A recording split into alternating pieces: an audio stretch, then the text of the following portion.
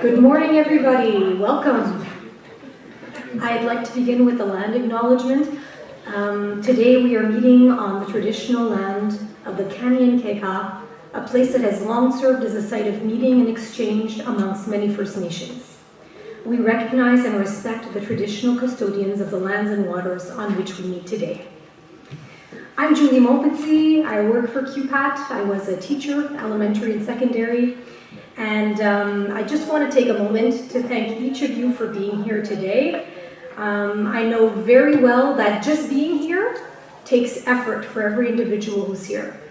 So I know that some of you had to plan for a sub, lesson plans for the entire day for a sub to be here. Some of you had to leave your families early to be here today and organize who's going to drop off the kids, who's going to pick up the kids. Some of you were in traffic this morning. And I know for sure that each and every one of you had 1,000 other things that you needed to do today. But despite all that, you are here. And that tells me that today you chose yourself, and that makes me very happy. So this workshop is a presentation from the QPAT New Teachers Committee. We have a QPAT New Teachers Committee. I'll just ask the members just very quickly to stand up just for a moment. Anybody's on the QPAT New Teachers Committee. So these are the individuals who we come together a few times a year. Thank you so much, you may sit. We come together a few times a year and we look at the issues that new teachers are facing in their classrooms. And this is a workshop that we have been preparing for a long time. And we also want to make it very clear that although we designed this for new teachers, it was open to all, because all teachers, no matter where you are in your career, can benefit from the information you're going to receive today. So firstly, I want to thank the members of the committee for all your hard work in helping me prepare this. And I'm very happy to say that we have found a gem of a human being to speak to you today and to share some information with you today. So without further ado, Kevin Secours is a world-renowned self-defense and security expert. He holds numerous advanced ranks in the martial arts and has created and implemented curriculum for institution, law enforcement, and security teams around the world. Kevin has a Bachelor of Education from McGill University and is the author of Safe School, Nonviolent Intervention for Schools. And I'm very happy to say that each of you will be leaving with a copy of his book. That will be given to you. A book for you, a book for you, a book for you. All of you get to leave with a book today. So let's give Kevin a warm welcome this morning.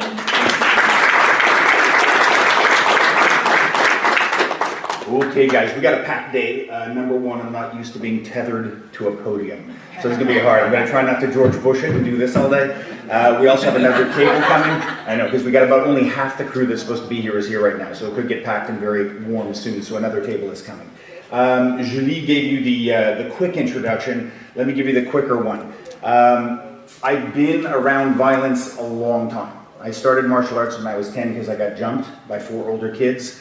Was angry, wanted revenge, like most people who start training when they're young. Trained feverishly my whole life, obsessively. Came from a good family, had no reason to do it. Worked as a bouncer to pay my way through college. I was a fine art student. I wanted to teach painting, guys. That's what I was supposed to do, yeah? And then they told us when you graduate, there's gonna be so many jobs because everybody's retiring and nobody in art retired. And so I was bouncing a lot. I was exposed to a lot of violence very young. And then after that, when I graduated from McGill, it kind of seemed like a good idea to get out of bouncing. So in my evolved sentiment, I then got into personal protection, bodyguard work, started working overseas, thinking that would be better. It was not better. I saw more violence. And then the whole time I was teaching martial arts, the whole time, I've always just wanted to be a high school art teacher. That was my goal in life, still is, especially post-COVID. And I've always been working in schools. So from first graduating McGill, I've always been teaching martial arts as young as kindergarten, all the way up to university, taught at CJET. I'm in elementary and high schools right now. I have close relationships with a number of schools and I return there. So I'm deeply aware of what's going on in the classroom. This morning is going to be like this, but it's still going to be very interactive. We're going to stand up, we're going to do a lot of role playing. If you were here last year, we're going to go a bit deeper into some of the basic concepts. After lunch, the tables go away, and we're going to find a way for everyone in here to get a little bit of physical role play involved. Nothing dangerous, nothing injurious, nothing to be frightened about, but you got to go a little bit in the water just to taste it, because the stuff that's happening in the schools is a little bit terrifying, yeah? issue number one, it's problem number one in all self-defense. It's incongruence in our mindset. People always ask, what can I do, right? Now here is the reason it's confusing. The federal criminal code says anybody acting in the state or place of a guardian or a parent is justified. That means you can act if you think there's going to be harm to yourself, an individual, third person, etc. If it's a private school, sometimes they include property. Yeah, they will have the justification to do it. But you can easily interpret this to say that doesn't mean I have to. The difficulty is Quebec is the only place in Canada, and along with Vermont, the only place in North America wherein the Good Samaritan Act obliges you to act. If you're from Ontario, in Ontario it says you are not required to intervene unless you do, and if you try to provide care and hurt somebody, you're absolved. Good Samaritan Act. Quebec tells you you must if you can, and then you have to justify why you didn't if you didn't. Right? So it does say, unless it involves danger to himself, a third person, or they have another valid reason. But if it's not valid enough, you can be culpable. So what that means is that the federal code gives you a lot of space, the Quebec code gives you obligation, and then somewhere in between is the individual establishment you work for, which might tell you, under no circumstances do you touch a student. Right? But that's kind of like me telling you, it's okay, you can kill me. It's not murder. It's still murder. Yeah? If you kill me, it's still going to be murder, even if I sign a paper saying it isn't. And so that's where the gray area comes in. All law is justifiable, it's open to interpretation, and the most important thing we can remember is that anything you do, whether it's action or inaction, has to be proven reasonable and necessary. So the basic outline I give, you got 12 jurors that are trying you for your activity. Will the majority agree with the decision you took? That's reasonable and necessary. That's what you're looking for at the end of the day, right? Because if you have a good lawyer or they have a better one, you're going to have difficulty. Yesterday I was teaching a group of 8-year-olds, and we were doing an exercise where there was a little bit of body contact, and one 8-year-old said to me, "You're going to make my therapist rich," right? That's the level of litigiousness we can be facing, right? So I'm going to start you off with 4 cardinal rules for personal protection. And this is true when I teach special forces, it's true when I teach you guys. The first thing looks self-evident, it's how I start all my training, and that is to make sure we reassert our value. We call it putting the self in self-defense. What I want you to understand is that many of us harbor beliefs, yeah, but, I would, but, and we substantiate all the reasons why maybe we're not as important as some other people. And I've seen it, right? Willpower and mindset is important. So we're going to do a 1-minute thought exercise, completely private. I won't ask you to share it. But what I want you to do is just start free associating and brainstorming what matters to you.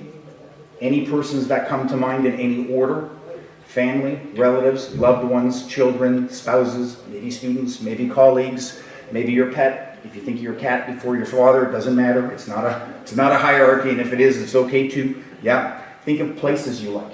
If you could be anywhere right now, I'd love to think it was here, but if it wasn't here, you could be anywhere. Where would it be? Would it be on the beach in Playa? Where would it be? Right? Think of places you've been that you like. Think of your favorite foods. Think of what you love to do. What's your hobby? If you won the lottery, what would you be doing? Your favorite music, your favorite movies. All of those things, as they bunch up and go together, guys, that's what makes you unique. All of that is what's going to get you out and make you fight through something that shouldn't be survivable. And the reality is, when I teach in establishments, any establishment, not just schools, when I teach law enforcement, when I teach military, there are systemic issues all over. And one of them is systemic racism, systemic discrimination, but there's also systemic resentment. People just kind of go, that's not my job. And that's not my job is an understandable sentiment, but it'll get you killed. It'll get you killed. So if we were in a deploy of 6 people in the mountains of Kashmir, I would say to you, if you don't want to be there, don't be there. It's going to get me killed. When people start thinking about their own frailty and mortality, that's usually when they're dangerous to be around. And as teachers, if we go into a classroom where we're burnt out and we're letting the burnout reside, that's a huge tactical failure. So the first thing I would say, and we could talk about meditation and value inventory and all the rest, is we got to make sure we know that we're there and we're worth protecting. Number 2 is we have to acknowledge the threat.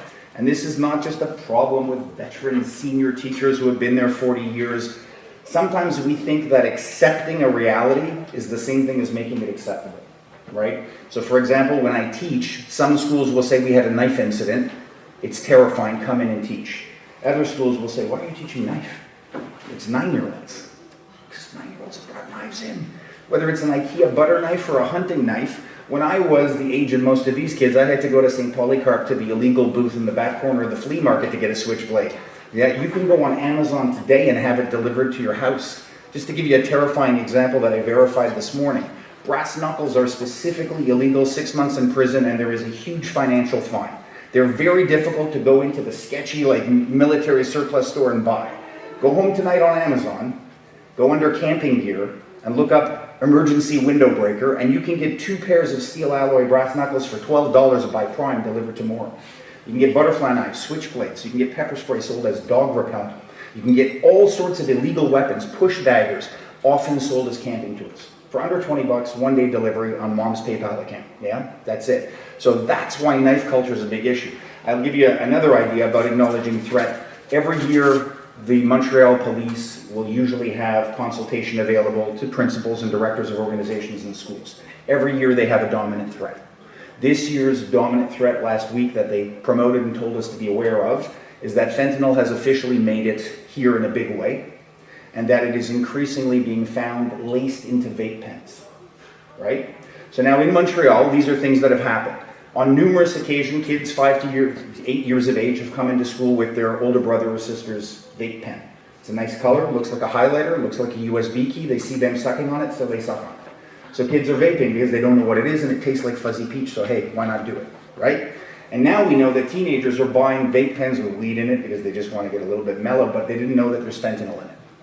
So it's just a matter of time before a 5-year-old comes in with a fentanyl toxification in your classroom and has an issue. So Montreal police this year, last week, were telling every school, even if you're a kindergarten, they recommend having Narcan or an equivalent on hand.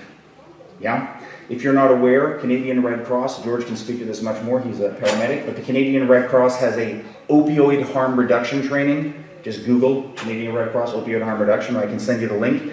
It is a free training. It's supposed to be 30 minutes, about 15 minutes. It's online. You do a little survey, and then you get certified as an opioid harm reduction caregiver. It tells you how to apply it. Super simple. You can go into any pharmacy of certain sizes that carry it, request it for free, have it in your personal first aid kit, and there's no danger if you apply it wrongly. If you give it to somebody and they didn't need it, they're going to be okay.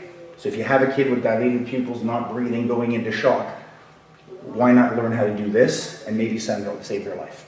Super easy. And if you're really nervous, I checked this morning, $6.95 Canadian, you can get a Narcan training if you want to like practice on your pug or whatever. Yeah? So it's that simple. So we really need to realize that there are certain threats that are happening out there. I don't like to be a doomsday guy. I'm not a doom and gloom kind of person, but there is a lot of stuff happening in the schools that's a bit terrifying. Number 3, this is the most fundamental rule in my opinion, is it's good to accept help, but don't expect it, right? When we get into a crisis, sometimes we have the reflex of closing our eyes and kind of hoping it's going to be okay.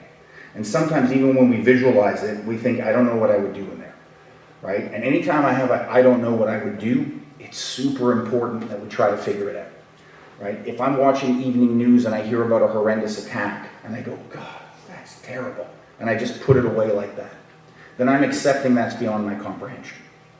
And maybe that won't happen to me.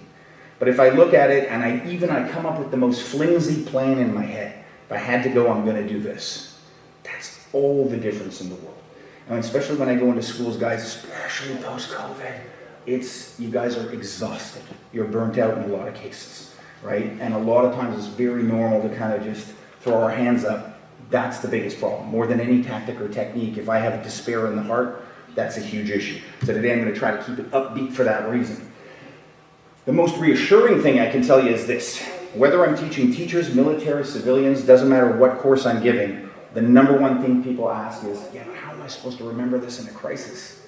So much stuff, right? And the short answer is, guys, there are no tricks. There's no Instagram gun defense that's going to work in 2 minutes. There is just repetition. Repetition is the mother of skill. We have to practice, we have to practice, we have to practice. But the good news is that 95% of all aggressive encounters are pre-combative and post-combative. It's like a giant iceberg under the water. It's how we stand, how we breathe, how we use our eyes, how we gesture, the language we choose.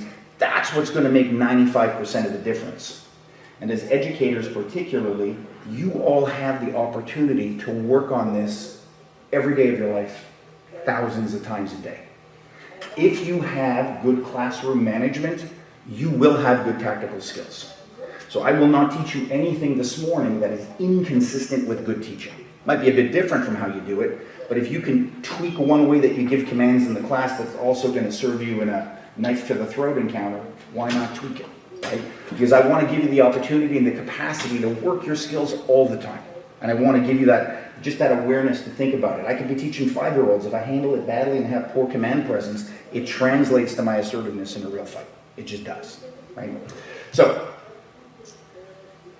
when we look in nature at why a predator picks a victim, shout it out, guys. How do people pick them? What do they look for? Alone, that's a big one. What else? Weakness. Weakness. What could weakness be? Avoiding eye contact. Could be, yeah. Eyes are down. What else? Distracted is a big one. Pods in, going, yeah. What else? Injury. Injured, limping, on a walker. Right? We've all seen videos of the 90-year-old woman getting... I recently, because I trained police in Australia, and the police chief there is not so politically correct, there was a case where a law enforcement officer choked a woman in her 90s and killed her. Right? So then this is how you don't handle a press conference. When asked, yeah, but your officer choked that 90-year-old woman for 4 minutes. Do not, as police chief, and I'm not making this up, you can find the video, and my face is sadly on it. She goes... Officers can use anything to prevent death. And I touched on other things, pick up a stick, pick up a rock. Cam Inglis, 9 News. Weakness is a big one. And what else? Distraction. Yeah, distraction. Body language is key. They did a very famous study where they took people incarcerated for theft. And they showed them and they said, hey, how do you choose your victims? And everybody said, whoever's there. Don't really think about it. Then they showed them 50 different people walking by the same street corner. And they said, if you had to pick somebody, who would you pick? And they all picked the same 3 people. But they didn't know why. And then they said, who would you definitely not pick? And they all picked the same dude. But they didn't know why. The difference is, here's a quote from Ted Bundy. We all know Ted Bundy, Netflix star. I could tell the victim by the way she walked down the street, the tilt of her head, the manner in which she carried herself. He was more of an alpha predator. He was aware of what he did. But they went back on those incarcerated fellows and they checked out all the video of the people that they picked. There was no commonality in age. There was no commonality in race or gender. The only commonality was that they had smaller than average strides, asynchronistic walking, which means that instead of doing right leg forward, left hand like that, they were often keeping their hands close to their body and doing little hedging steps, and their heads were down. Does that make sense? Everybody do me a favor, stand up for a second. Right where you are. Yeah. We're all self-conscious, we're tired, some of you might be hungover, some of you had long drives, all those things, yeah? Look at our defaults, how we stand. This is as good as it gets right now. Now, we take the crushing pressure of a day with 8-year-olds saying you're going to make my therapist rich, and we have the nosebleed from the tennis ball, and we have the kid that wet himself, and we have all that stuff happen, right? Do you think that those factors are going to make our posture naturally better, or probably start to inhibit and make it worse? Yeah. So I'm telling you guys, when I teach bodyguards, the training that we do this morning in 3 hours compressed with breaks is 3 to 5 days. And I am completely meticulous about how they stand. And I tell them, if I'm working security for 15 hours and I'm near the elevator on a solo floor, and I'm doing that, when that elevator chime rings, it better be here. And if a drunk girl and a guy are wandering down the hall at 3 in the morning, it better be here. Like a heart attack. They got to be serious. Think about a military guard. Go to Buckingham Palace, the dudes with the beefeater hats. Look at how much focus they put into standing like that. Yeah, there's an old expression. It's called the retail shift. Statue of David contrapposto. Once you start the retail shift, it's every 5 minutes. You start resetting. So it's important, we need to consciously take times to square our feet, stand up strongly, reset our shoulders, and breathe. It's not natural.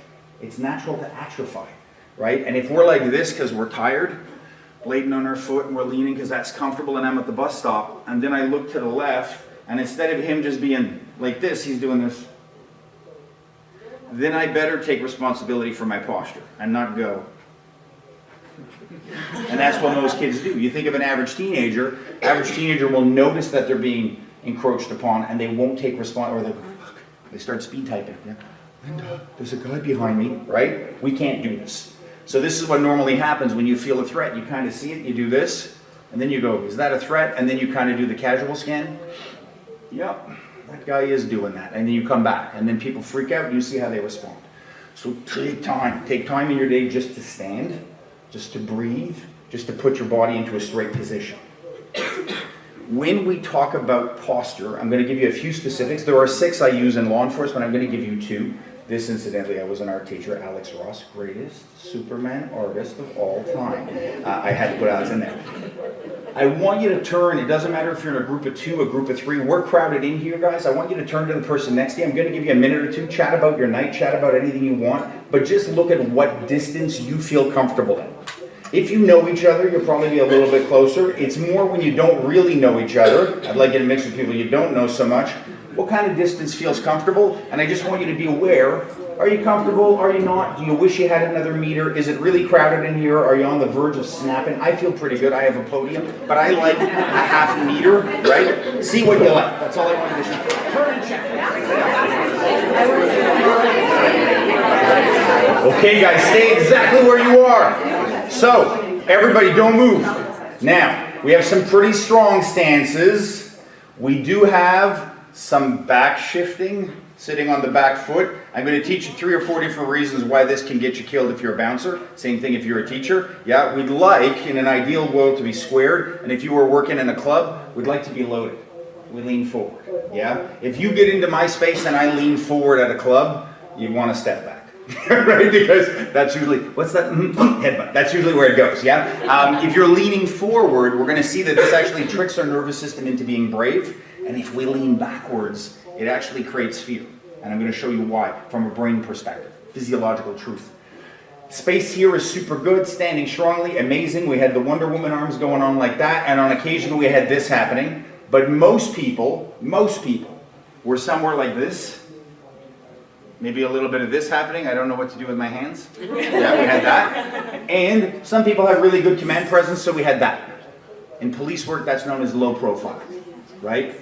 If somebody got like garlic breath close to me, that might become this. Cops often do this, and they say, oh, it just makes me comfortable. It's not because it makes them comfortable. This is probably the most important thing I can impart to you. I'm giving it up right away out of school here, guys, is that if we want to improve our survival, we gotta have our hands up. This is something that has been widely known by people in personal protection for a long time. Bodyguards, if you watch them, will famously walk either like this or like this. And they don't move. So if my hands are like this, where's my gun? Yeah. And Trudeau's guys are here. They load here. Yeah? There's a very famous video. When Trump got voted in, tension was so high on Inauguration Day that his bodyguard was here. And everybody said Donald Trump's bodyguard was so ready that he actually had his hand on his gun and he had a wax hand put in place. Because if you watch the video for 3 minutes, the hand doesn't move. But if you watch it for 10, the guy goes like this, and then he opens the door for Melania and goes back. Because that's how ready he is. He's in like a Buddhist meditation position. Like that. Always that ready. That's a bad day. When a Secret Service guy has his fingertips underneath the jacket, that's bad. When I bodyguarded, I used to get shower weights sewn into the bottoms of my jacket. So that my jacket would flip open fast to have access. It had to be like that. Had to be like this. Your life, right? Hard to explain to your dry cleaner. In 1995, a British bouncer by the name of Jeff Thompson wrote a book called The Fence. It's a pamphlet. It's about 70 pages long. Multiple black belt, 20 years working the door, super hardcore, broken face. And Jeff said, if there's one thing you've got to do is you've got to keep your hands up. You've got to have them up. Somewhere between ribs and your shoulders. And I'm going to give you 6 reasons why we want to do this. Number 1, when we talk about having our fence, it's going to define our limits. If we let people get in too close, me, veterans, anybody, your brain starts to get poisoned. If you start, I remember the first time I had to bounce a really big guy, he's got the, a guy a good 7-8 inches bigger than me with a Hell's Angels patch, what can go wrong, yeah? And the only thing my brain was doing is, oh fuck, your legs are shaking, man, stop fucking shaking. stuff like, and the tears in your eye, and you're like that, and you think your legs are doing this, like you're doing the epileptic Elvis thing, and your legs aren't moving. They're not moving, but your brain is convinced, and you're frozen, and you stay stopped in that loop of negative self-talk. You stuck there. That's it. And if you let somebody get chest to chest with you, what happens? And here's the bad part. Alpha predators will do this. And I see it bouncing, they put their head in your face. It's called bulldogging, and they like sniff in like that because they want to look big. The problem is when we want to look small, like we're not a problem, we do this. And then if we're nose to nose, whoever swings first is going to get that hit. So if he headbutts or spits or bites or whatever it is, he's probably going to land it first. If I let you within about a meter, neurologically, I have no time to respond. That's what's called a reactionary gap. So I need to practice. I have my hands up when I talk. I'm here with a podium and this much space, and I trust you guys, and they're still up all the time. All the time. So that's number one, is it's going to keep you psychologically stronger. Number two, it's absolutely going to improve your readiness. My hands, even if I'm passive, they're going to protect my head and allow me to move. And we'll see this after lunch if I need to. And if I have to be affirmative, super aggressive, and I want to go in for a restraint, they're going to be closer. If it's life and death, bowling ball time. Fingers go into holes, right? I'm going onto your head. That's it. They're ready. Number three, it's going to reduce victimization. If people are picking you because you don't swing your arms and your steps too small, you better believe if guy number one's doing this and person number two's doing that, they're going to probably pick the person with the arms down because it's just easier for me to get in, right? I always tell, when I teach young women, I always say that, if you start to define your limits and you go, please step back. And I goes, you can feel like that, man, come on. They try to touch you, right? Step back. Don't touch me. I always say your tactics are starting to work when they call you a bitch or a slut. Because that's what's going to happen next. And everyone giggles. But it's true, right? If you're defining it well, as a male, I'll more often go, what the fuck's your problem? Come on, man. Because just do me a favor, step back, right? I got to have you back. You need it, guys, for readiness. If your hands are down, this is homework number one. If you go home tonight and you see anybody on YouTube or Instagram teaching you defense, any defense, choke, knife, gun, and they start here, skip. Skip. Because if you have a gun to my head and haven't killed me, you may kill me, but you want respect, dominance, you want to get off, you want something. And in that time, I want to be like, okay, man, listen, I have my wallet in my pocket, right? I'll put it in your hand, I'll put it on your foot, but these hands are up near his gun in a manner that is behaviorally justified. If I'm on my knees and you put a gun to my head and I can get my hands close first by going, okay, relax. I'll put them up. I am working against a twitch of a trigger, a slip of a knife, a crush of a larynx, or a twitch for a sucker punch. That's it. If my hands are down, that's a big gamble. They've chosen the time of the assault. They're ready. This is the last thing you want at that moment. Why give them more advantage? So have it up, guys, because you're going to reduce your victimization. Fence isn't a scary thing. I'm not using it to intimidate you when I speak. I'm using it to build rapport. And it's going to be important because sometimes we're going to build a funnel towards me. If somebody's distracted, sometimes I'll use sound to penetrate into their consciousness. Sometimes I'll direct, usually without pointing, back of my hand, generating away. And if I point, I never look where I point, right? I usually do this, but I don't do over there. Yeah, that can happen. So it's good for communication skill. It's going to completely allow you to dissipate your adrenaline. You're nervous, right? So you're going to freak out. You're going to want to have that move and get rid of it. It's absolutely essential for that. And it's going to, when this is essential, it's going to substantiate your use of force in court. Right? We need to communicate our intent. The fence is a big communicator. If I hit and I say, stop, stay back, get back, and then your lawyer is so good, guy, didn't really understand English, newly arrived from China, didn't know what you were saying, yeah? It's hard to make that argument if I'm doing this. But if I'm going, get back, stop, stop. I said stop, and my body language looks like this, and you have a video without sound, and then you smack him in the head, it looks bad, right? So all offense is this. It's hands that are up and open, somewhere between your ribs and your body. Preferably it's not frozen. It should be gestural, conversational. It can be like this for long periods of time if you're super confident. It could be like this. We try to avoid braiding and locking. So it can be this, the COVID spacer, that one worked. Room empties, yeah? It can be this, but generally it's going to be like that. I'm going to talk and I'd like to have a little bit of movement. So now you're going to keep your distance that you like. You're going to turn, you're going to talk to each other. You're going to try to include your hands. And it's going to be super self-conscious, and you're going to start doing all of these things. And, yeah, it's okay. Yeah, just try to include your hands in a natural way that's behaviorally justified. That's it, 3 minutes.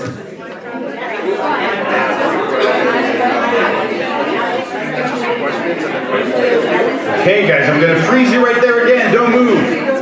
This is a good sign. I'm always liking it when the slideshow matches reality. Yeah, it's good. So, number 1, distance control is much better. Number 2, hands are up. I love it. Number 3, I'm so fair, I put the answer to the next question up already. Most people, I counted 1, 2, 3, 4, 6 people out of 48 who had a leg back or a body angled.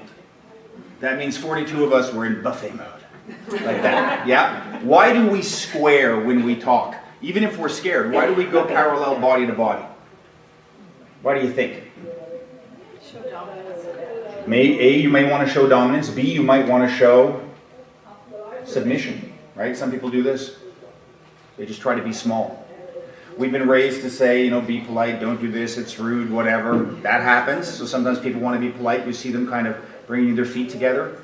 But a big reason is that we just freeze. You've all heard the term fight or flight response. We're going to talk about it a bit later. There's also a third criteria. There's fight, flight, and freeze. And freezing, it's known as tonic immobility, is a survival mechanism widely used by many animals. Deer in headlight, possum playing dead. Why didn't I sleep last night? Because I have this, yeah? If you guys made sacrifices to be here, I stopped sleeping Monday for this because I obsessed. 7:30, I was here, books were set up, I was matching the corners. Guy came in, he goes, "Are you here for today's presentation?" I said, "Wouldn't it be anal if I said tomorrow?" He didn't get it, yeah? Because that's how I am. I'm super anal retentive, I check everything 15 times, that's how I've been programmed. Otherwise people die, I can't help it. And now I'm holding off to coffee till noon, so wait till 1 o'clock. It's gonna be crazy. But we will naturally go flush, all of us, like a tractor beam. So it has to be something that we're intentionally aware of. Most of the most vulnerable targets on our body are down the centerline buffet, and they're acted upon by penetration. And so when we stand flush, we get in trouble. Add to that tunnel vision, which is a very natural response. All of my attentional resources funnel to a tight spot. Lawrence Gonzalez, I'm going to quote him repeatedly, he wrote a fantastic book called Deep Survival. It's one of my favorite books of all time. And he said most famously, reflexes aren't necessarily the best response for right now. They're what worked for most of the species, most of the time, over a massive expanse of geological time. So, for a lot longer than we gathered at Place Bonaventure, we ran away from big cats in the jungle. And it made sense to evacuate your bowels and piss yourself in order to be really fast on your feet. And some theorists even say maybe it made you taste rancid. And so if something wasn't a scavenger, didn't eat dead meat, it would bite you and go "Ugh," and throw you down. That's why we wet ourselves. But flash forward now and you have a presentation to give, and now you start getting a little bit nervous and you feel a bit leaky. It's not helping you, right? It's the same reflex. So just because we do it because of a reflex, a lot of self-defense schools say, well, that's a reflex. So there's a flinch, and there are whole self-defense schools that teach a flinch as a self-defense mechanism. Amazing, but this is my argument to you. Many people vomit the first time they see blood in medical school. Do they get kicked out? No, right? Many people, when they shoot the first time, go, "Argh!" It's called pray and spray. They empty their magazine. I can teach people not only to control their trigger, to aim well, to run, to think of other things, and keep count of their rounds. We can do that. You all drive. You don't have to bump into cars on the road to know where they are. You're avoiding them like a Jedi. You're all psychic. You're talking. What am I going to have for supper? Is it lasagna? I had lasagna last night. Oh, I got to call my mom. You're doing all that. You're not even thinking about it. That's just because of repetition, right? So we can learn to blade our body as well. And as soon as we blade instinctively, one, we're going to put all of those targets on a deflectionary path. That's going to make you safer. Two, you're going to feel it. Can I bore you for a second? Yeah. There's no pain. All I want you to do for this one is you're going to stand flush. And then you're going to a little Hannibal Lecter closer. Yeah? And I want you to actually feel it like two magnets. Yeah? Just won't make eye contact. And we're going to get close, and I want you to see, like, there's a compression. It's like when you do that thing, with the little magnetism in the body. You're going to feel it. Yeah, that's really close. Yeah, and now if I blade my body, it's like somebody opens a window, and you feel the end. But it's nothing mystical, right? We have our five senses we know of. Our sixth sense is proprioception. It's our body's awareness in space. It's the ability to do this, you know? Any good cultural dance that involves drinking has all this stuff going on because people miss, right? Proprioception is based on millions of receptors in all of our nerve endings. And that's what's happening here. We all use the expression gut feeling. We know that bacteria in the gut starts to respond at a stress level. So when you feel something's off, it's the proprioceptors, it's the bacteria, it's everything in your body telling you something's not good. And most people just freeze and put their hands down. People will consciously try to raise their hands and cognitively go, don't look scared, and do this. I see it all the time. I want to look like I'm aware. I want my hands up and I want to blade. So for this drill, you're going to get as close as you feel comfortable. If you're super friendly, you can go like nose to nose if you want, yeah? And then just step back and feel the difference in compression. That's all I want you to do. Super simple. Let's go for it.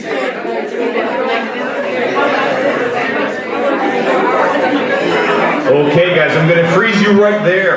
Now, whoever is closest to the door, can you, out of respect for women in leadership next door, can you close the door? That's it. So, we need to now practice a little assertiveness. For some of you, it's going to be effortless. It's going to be effortless. For some of you, it's going to be hard, right? This is what I will tell you. 2 things to remember. There is what is known in psychology as an assertiveness signature. We are not all born with the same level of assertiveness. I often say my son at 2 was way more assertive than I was at 18. I was bouncing and I wasn't as brave as he was. He was just like, fearless, didn't care. The good news is that assertiveness can be trained and increased. The bad news is it can be destroyed, crushed, broken, right? So, if we practice it, we're going to get better. What I want you to do now is talk. We're still blading. We have our fence up. We're trying to keep distance. Arbitrarily, at any point, you can pretend like maybe the person just edges forward. I want you to tell the person to get back. Stop. Please step back.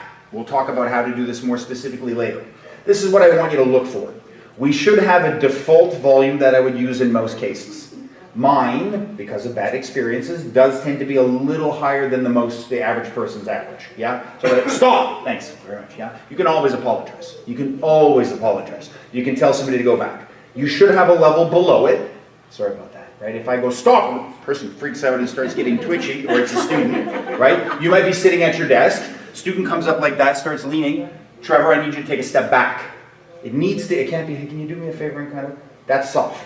Your soft is justified, would you mind, is it okay? It's like super soft. But your regular should be assertive. And then you should have a peak. You should be able to up it. So I don't care if you start at your middle and then practice going back if they get closer, or start at your middle and the guy goes, come on, why you gotta be like that, and gets close. I said stop! And it goes up. Or maybe you like to start at the top and take slow steps down. Maybe that's how you're wired. I don't care. But I want you to play with volumes. Even if one volume keeps coming out over and over, ask yourself, is that my high? Is that my mainstay? Or is that my low? But we got to experiment. What I don't want you to do is just go, oh, just really comfortable. Yeah, not acceptable for today. I need volume. They need to speak louder because of us, yeah? So try to have different volumes. Giving you 3 minutes. Working with really small kids and teenagers is a lot like working with meth addicts. Has somebody told you that before? No? Very often, commands don't get in. Sometimes when people are like stoned out of their brain and you're really aggressive, they go like, whoops, they get all freaked out and it's not necessary. Just like it's not necessary for me to be really vicious with a 5-year-old. But what I can do, gym teachers know this very well, I can bring my volume up, I can have very parental concern in my face, but not be saying anything too hard. Like, John, thank you. Yeah, I can do that. I have to get your awareness. Sound will process generally faster than sight. It's like high-speed internet versus dial-up. That's why sometimes like people will be going like that and they don't notice because of tunnel vision. And if I go, hey, like this, people will turn towards me, even if they're stoned out of their brain. So, what we're going to add now, you always have your volumes, your fence is always up, you're controlling distance. If you are investing already in the mindset of it, there is something happening that we call churning. And it's this, it's like you're chewing the ground with your feet, hands are moving. Yeah, I will tell you guys, when I was young, my mentors in bouncing were like Clint Eastwood movies. And they would do this kind of thing. And the guys would walk up to them, and then they would just hit. And it'd look cooler than hell. except when they got hit first and got knocked out. And then I went, and I was terrified. I'm really hyper. It didn't work for me. So I quickly learned if I had 2, 3 guys trying to circle around, I'd be like, hey guys, what's going on? The more tense the situation was, the more I'd start to go, hey, can you do me a favor? Thanks, come over here. You're freaking me out a little bit. Whoa, and I would talk and I would move and I would babble and it would dissipate. And for some of you, it's going to be really slow, like an orchestral conductor. It's going to be really calm. But if I keep moving my feet and I keep moving my hands, I'm going to look less like a victim. Newton said objects at rest tend to stay at rest. That's never been truer than when tonic immobility kicks in and you freeze.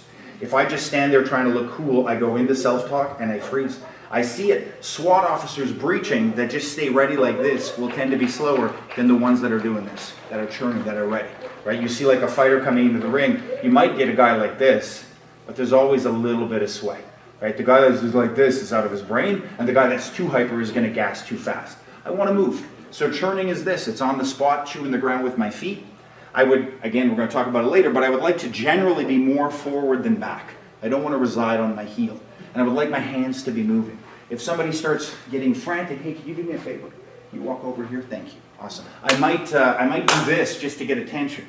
Or I might touch myself to make noise. Or I might, point or look away to see if he looks. If I say, over here we have, and then she does this, as I point, that's a pretty good sign she's amping up and getting ready to go reptilian. Right? If I'm looking here and the guy's going, so I step back and you do me a favor and step back for me. Back! Yeah, we up it. So hands are moving, feet are churning. Get that nervous energy out. Just take ownership. Let's see it. Number 2, Julie's going to ask for more AC because I know we're hot in here. So it's not just me, I'm sweating. I want you to make a decision now. You're not going to share it with anyone. No one should actually ever know, including your partner. But I want you to imagine in the next scenario, there's not going to be any action, no contact, it's just an affirmation in the brain. Imagine if things didn't go the way you thought they should, you would either A, run back, cover, seek protection, flee, run. B, physically intervene with the intent of restraining. Somebody looks like they're going to hurt themselves. I feel I have the capacity, I'm going to control you. Or, let's take it out of the school, worst vacation ever in Panama, life and death. It's going to be feral, you're going to have to hurt the person with extreme prejudice. So you're either in your brain thinking, if this doesn't work out, I'm going to run. If this doesn't work out, I'm going to attempt a restraint. And if this doesn't work out, I'm going to go vicious. I don't care which one. It's your rodeo, you're going to ride it your way. What we're going to do now is we're going to think of what that goal is without evidencing it. It's what we call the prey-predator switch. So even though externally I might be like this, talking to you, being polite, sometimes stern, sometimes peeking, sometimes down, I'm going to be thinking of either running, being aggressive, or restraining. One of the very first downloads I made was called Warhead, and this was the opening exercise. Imagine you have the most powerful weapon on the planet. It's a future weapon, doesn't even exist. So powerful it could obliterate a nation. You have this weapon, the only thing you need is a delivery system, a missile to deliver it. But instead of having a missile, that weapon's in a steel box, armored and locked, inside a crate, wrapped in chains, on a boat, speeding across the middle of the ocean away from you. That's kind of like getting into a knife fight and your gun's upstairs in the safe, right? Best weapon in the world in a life and death fight could be a thumb to the eye or a hit to the neck. If you're not in a position to deliver it, it's not going to happen. So all the time I'm doing this, I'm making sure my posture is loaded because I'm either going to run away or run into you, towards action or away from it. My hands are up to protect myself or to initiate contact, but I'm always loading my short-term memory with affirmation, what my plan is. Because if I don't actively feed it, if I don't actively train my fence, it goes down. If I don't actively train blading, I go parallel. And if I don't actively give my short-term memory affirmation, I'm going to start going, God, fuck, this guy's big, man. What if this guy shouldn't have to do this? And I go into self-talk, negative self-talk, and I make myself weaker. So it doesn't matter if you're going to run, intervene and restrain, or be feral. I want you to be churning and moving, fences up. You're thinking of that short-term memory, but you're trying to make it as casual as possible. This ultimately becomes your delivery mechanism for whatever your agenda is going to be. Super important. Does that make sense? Yeah? Let's try it out. Like a show of hands. Who would identify here in regular speech as being a touchy person who tends to establish physical touch and touch? Yeah? Okay. So I want to be clear. If you are touchy by nature, you have a lifetime of experience being that way. So that's okay. You're going to have more effectiveness touching. I don't know why, but I established it at a pretty young age. I have a highly punchable face. People like to punch me. I don't know why, right? I smile, people get mad. I look serious, what the fuck are you looking at? I'm always apologizing all the time, yeah? That's just me. If you get away with touch, that's okay. I generally will say, if it can be done by other means, we try to avoid touching. But there's always a time when you need to. If I, for example, need to mobilize you, you're kind of disassociating, you gotta be careful about rushing. You know, a lot of times we wanna kind of poop on the police and get all negative, cops have this and that. Look, they lack a lot of training, it's not by choice, funding is low. Just like you guys, right? We would like more. But one of the biggest stressors people don't think about with police and security professionals is that these guys are pretty much commission-based, right? They got somebody saying, hey, there's a woman being attacked 2 blocks away, finish it up, hey, finish it up. They're under tremendous performance pressure. This is one of the most damaging things we can have. As a bouncer, I always say I have to make every tactical mistake. Somebody comes in and said, there's a guy swinging a heroin needle in the bathroom, get him out of there, clients need to use it. It's the last thing in the world I want to do is go into that confined, tight space just so you can use the urine. But I have to, and tactically that's a horrible place to be, right? As teachers, especially if you're working mental health care, you're working with juveniles that are a little bit escalated, we want to be careful about rushing. So if I do touch to like check as a concept, it's super important I'm not directly in front of you. Generally, if I'm talking to somebody, I will open the door like this and take more distance and touch like a butterfly and a hummingbird had a lightweight child. It's so soft with the touch. It's like, yeah, and if I can just get close to you without touching, that's enough. I want to be careful. Where is a situation where you absolutely will need to touch, no matter what your boundaries are? You were doing it. They're right in your face. Yeah, look, I'm up against the metro tracks and somebody just keeps going, my hand's going to come out. And maybe I'm not going to strong arm you, I'm going to touch you like an elastic and I'm going to kind of use it like a matador, right? I always say touch for me is kind of like a pole for a tightrope walker. I don't touch the ground with it any more than I bump into the cars on the highway. I just kind of let my wheel go and my touch is like that. If you see me walking in the hallway, sometimes I'm dodging and I'm not touching, but it's always ready to touch. And if you come in, I'm going to touch and use it as a receptor so that I can move away from you, like a matador, right? So I want you to think in this scenario, if you say, look, I'm only going to touch if you're kind of escalated, can you be escalated? So then George is going to be more escalated. Or I'm only going to touch if somebody's kind of really disassociated and they're not responding. Like, Trevor, can you, maybe I'll touch your shoulder. Find the context wherein you think you would be likely to touch, and you're just going to try to train touching from the safest distance possible. Open the body, the other hand is definitely up. I don't want this. Hey, are you okay? Right? Because that's where you're going to get hit. So your body's always ready, bladed, big distance, and usually if I'm asking you to go somewhere, I'm opening that door. I want to be careful about getting in close like that under your eyes, getting in super tight in the reactionary gap. And if you tell me, Kevin, I can't think of a circumstance where I'm going to touch anybody, amazing. I always tell the story, I think George was there, at my old school downtown, we were on the 8th floor of an office tower and some guys came in and said, Sensei, there's a guy, I think he's drunk or he's stoned, he's in the bathroom. And then 2 of my guys went, fuck yeah! And they were all ready with Sensei to go to the bathroom, but I'd bounced a lot of people out of bathrooms, never had. And we opened the door and his pants were down, he had a heroin syringe in his penis and he was covered in feces. And then everyone went, whoa, I don't want any part of that, right? George can tell you he's a paramedic. It doesn't always work out like it does in the movies, yeah? And suddenly, nobody wants to touch that guy, right? But you have to, by the shoulder, lift them up. Am I gonna take him in the 1 by 1 meter elevator or carefully escort him down 8 flights of stairs with a lot of that going on? Pants never came up. It was a mess, yeah? It was a mess. Lots of reasons we don't touch. Vomit. Look, yesterday, it was a soccer match. Nobody wanted to have hands on that poor kid because he's well here bubbling out of the nose. I was like, it's okay, just sit down. Nobody wanted to touch him. Maternal care was out the window, right? We had to sit him down, lube, all that. Easy, right? Sometimes blood's okay, vomit's not. Feces is a different level. Trust me, levels. I have levels. There's a chart on this head that nobody wants to share, yeah? So, if you never want to touch, avoid touch. If you would touch, you have to tell them, please, I need you to be disillusioned and silent. Never respond to me. Or I need you to just smile and walk forward and keep walking forward. Ask for it so that you need to touch in that scenario. Does that make sense? I'm going to tell you this one, you're going to do it for about 2 minutes, then I'm going to tell you to switch. So I'll tell you when it's time for you to change roles. Yep. Person 1, begin.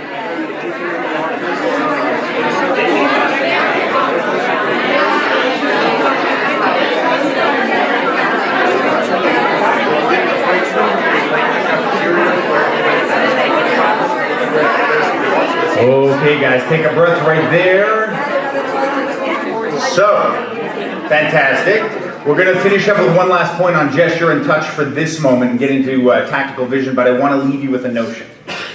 Even if we just think of blading, there's always exception states. So in our everyday life, when I'm teaching, very often when I started today, I opened myself to.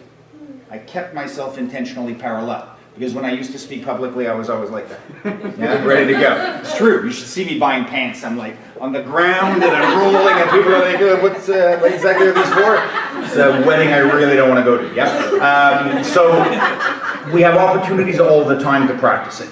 I can work my fence when I'm teaching geography. I can practice pointing to the board instead of with an index finger with the back of my hand.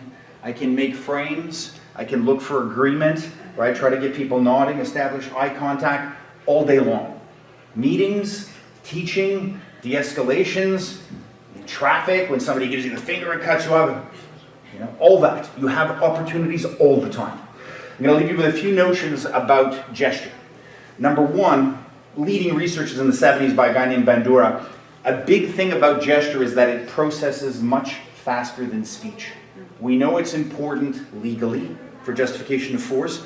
Does anybody have a high population of their school of kids that don't speak very much English or French? Yeah? Okay. So like you got a school that's like 30% newly arrived Chinese kids and they're like being super polite and nodding. They have no idea what you're saying. Gesture is essential. I had an opportunity right after COVID. I can do some substitute teaching for art. It's been 15 years. And I had to go in and they're like, okay, so it's a private school, so we have like 15 arms with 15 iPads. These 15 Chinese kids weren't allowed to have their visa to come back in the country because of COVID. And the kids are at home in different time zones, right? And then you got these kids here, but you can't touch them. And it was like, this was day one back in the art classroom. You better believe gesture, clownish sort of, I lost my frame, there it is. Clowning kind of actions, big noise was essential, right? So gesture is vital. And all of you are doing a great job at making it congruent. Sometimes people will lower their fence when they tell people to stop. I need you to stop. Yeah, that's more of you've had success being kind of a bit frightening. People regard you as scary, but for punching and like speed attacks, it's a bad idea. So if you do find yourself front facing like that, putting your hands down, you want to make sure that fence stays up all the time, right? That's number one. We want to, again, regular speech is different, but if it's escalated, be careful about like shaking your head, right? Shrugs. I lived for about 18 months in India, and this is a very famous thing where nobody wants to agree or disagree, so they do the bob. And you're like, is that a good idea, guys? What do you think? Because you're the guy getting me the weapons. Yeah, and then you're like, wow, you don't know if you're going to die with somebody who really thinks you're an idiot. Nobody's telling you. They're just being too polite. In general conversations, some people rest and they do this. They don't realize you're like, no, they're fucking. You're just looking at, and it's coming out. Look at Donald Trump. Donald Trump tries to smile, and his eyes, if you cut his face in half and look at his eyes, they're predatory. And then he's like this, yeah? His face, it's called a micro-expression. He can't even be consistent with what he's saying. You always see he's restraining the anger, right? And that comes across. I want to always maintain open palms. Be really cautious about saying, listen, I don't want to fight back. Yeah, because this looks terrible legally, and it may escalate that person. So everything we do is always with palms. Smiling and laughing is great when it's appropriate, not when somebody's really mad, right? I found out my punchable face came from a smirk. I'd smirk when I was like, oh, I'd be thinking, well, this is how I'm going to die today, and I would do this, and the guy, what are you looking at? And he would lose it because of that. So I had to get rid of it. I had to like train that to go down, yeah? It was that or wait for a stroke, and we said don't point. We're going to avoid pointing. I'm going to talk to you about a few things before I let you go on break, and I'm going to give you homework on your break. It's good. Okay. Our brain, you can sit for a minute on this one. Our brain, guys, fundamentally has two sections. Gross oversimplification for flinch response. The most primal section of our brain is where all of the flinch responses and the natural survival reflexes come in. It gets triggered all the time. Anytime you blink because something's too bright or goes in your eye, anytime you choke, anytime you sneeze, anytime you lean on something sharp, that is a primal response, right? And that happens without you thinking about it. That's called a low road response. A cognitive response, or a so-called high road response, is from the neocortex. It's from the front of the brain. And basically what happens is my brain will look and say, do I have an option here? Do I have experience with this? And if I do, it will give a trained response. But if I get overwhelmed, the reptilian brain takes over. So the amygdala, it's effectively known as an amygdala hijack, and my brain kind of freezes out for a while. That happens in about a 50th of a second. The problem is it can take a long while to switch back cognitive control. So anytime you've been watching a horror movie and you're like, whatever, oh, jump scare! It lasts for a while after because you have the adrenal done. So we need to be really cautious about doing things that allow this to happen, right? Very cautious. We are lucky. In the past 15 to 20 years, there has been more that has been discovered about how the brain operates under stress than in the entire rest of human history. So I'm mentioning little casual thoughts. This guy said this. That's centuries of mistakes. The martial arts are filled with centuries of bad learning. One example I will give you is this. In every martial arts style I trained, teachers would say, stare at nothing, so you see all things. Don't look at the hands. Look just above the eyes into the third eye. Stare at the throat so you can see the axes of the bodies. I spent a decade doing that, and I would tell like the old time bouncers like, yeah, but I try to stare at nothing, so fuck that noise, stare at their hands. Hands are gonna stab you, yeah? Joan Vickers is a pioneer. She's termed a technique called the quiet eye. She looked at athletes first using reticle monitors in the eye. They have motion capture masks, and they said, how do effective professionals look? Where do they look? For how long? And what do they do? And universally, people looked at this research and said, ooh, this should probably relate to military and law enforcement. So then they started measuring, where are my eyes and where is the reticle of my gun? And they found universally that people with not a lot of tactical training come into a scenario and their eyes move like this.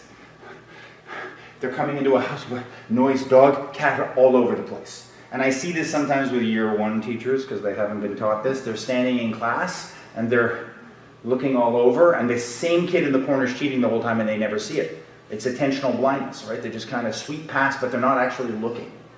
Gym teachers, whether or not they're taught to have it, get reinforced by dodgeball to head, right? So they have some of the best awareness on the planet. But what we know about professionals, elite operatives in sport and in tactics, laterally sweep. They will sweep a room like this all the time. So if I'm invigilating an exam, I will sweep and I will be rhythmic. I won't just go to the three people I know. I will sweep almost like an old school typewriter if I'm invigilating, and if anything causes suspicion, I will look at your hands. Same thing in the street. I will sweep the bar. Everybody's having fun. That guy's too tipsy. Oh, got to be careful of her, whatever. And then you see somebody in the corner doing this, staring at you. There's a problem. Then I maintain awareness of him all night, but I try to avoid eye-to-eye contact for long periods of time. I look, I acknowledge, I might nod, whatever, but I'm aware now. I'm always sweeping with added focus.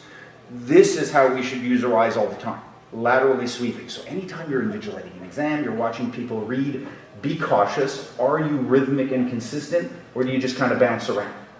This is your homework for the break. Let's see here, because I did this. There is a gentleman by the name of Andrew Huberman, and this is one of the most influential concepts that's come out in the last 10 years. He's been researching brain to eye relationship, and he found universally that elite athletes and elite operatives in tactical scenarios will use lateralized eye movement, always. They do not walk around like that. They tend to keep the head even, which means their reference to the horizon line is even. Vestibular fluid in the ears is even. Brain operates the way it's supposed to. And they tend to sweep very rhythmically. Then they did deeper research and they found out that if I move forward, my eyes will naturally lateralize. So if I'm on a treadmill, nothing's going by me, doesn't happen. But if I'm running in nature, it happens automatically. Eyes start to do this. You're not even aware. It just happens. Now this is the kicker. Lateralized eye movement stifles the amygdala and represses the fear response. And it's been theorized that it's a very natural correlationship from primal hunting. We would march, eyes would move laterally, fear would go away, gotta stay alive. So our ancestors gave this to us, it's in our genetics. So, anytime I'm feeling terrified, we learned it kind of backwards. While he was doing this, we were training SWAT teams, and we couldn't figure out why some guys had faster response times, other guys had better. And it all boiled down to this, flat-footed waiting to go into a room, versus this, heel up. Heel up will make me go and fall forward faster than I can think about it. And it was hidden in plain sight. If you've seen any Indiana Jones or Harrison Ford as Han Solo, he always falls into danger, right? It's always like this. That's tactically a good idea. If I move forward when I'm frightened, I will suppress my fear response. We have first responders in the group today. If you are a first responder, it is your legal obligation to go towards badness when people are running. You don't have a choice, right? And you make that job easier by just starting to lean. Hedging forward. If somebody's freaking out and swinging something and it's, hey, listen, John, just by hedging forward, it starts to repress my amygdala. And if I use lateral eye movements when things are heating up, I have a bad feeling and I start sweeping, it's going to facilitate. So I'm going to, right now, it is exactly 10:24. We'll come back, listen to this, 10:45, you're going to get a whole 20-minute break. But for a minute as you go out, maybe a minute as you come back, try to talk to your friends and use lateral sweep in your eye movement. You can do it from the head, you can do it from your eyes, but try to be aware. Some of you are going to have to like pull the dogs in and repress things because you didn't even realize, but you kind of look like a bingo ball machine when you walk down the hallway. You're going to be aware. Yeah? Some people do it when I'm teaching them and they're like, wow, that's exhausting, right? And I'm like, is it? Because it should just be that. But it depends on how your brain's been wired up till now. We're going to reprogram it. So you have a 20-minute break, lateralize your eye movement. I will see you afterwards.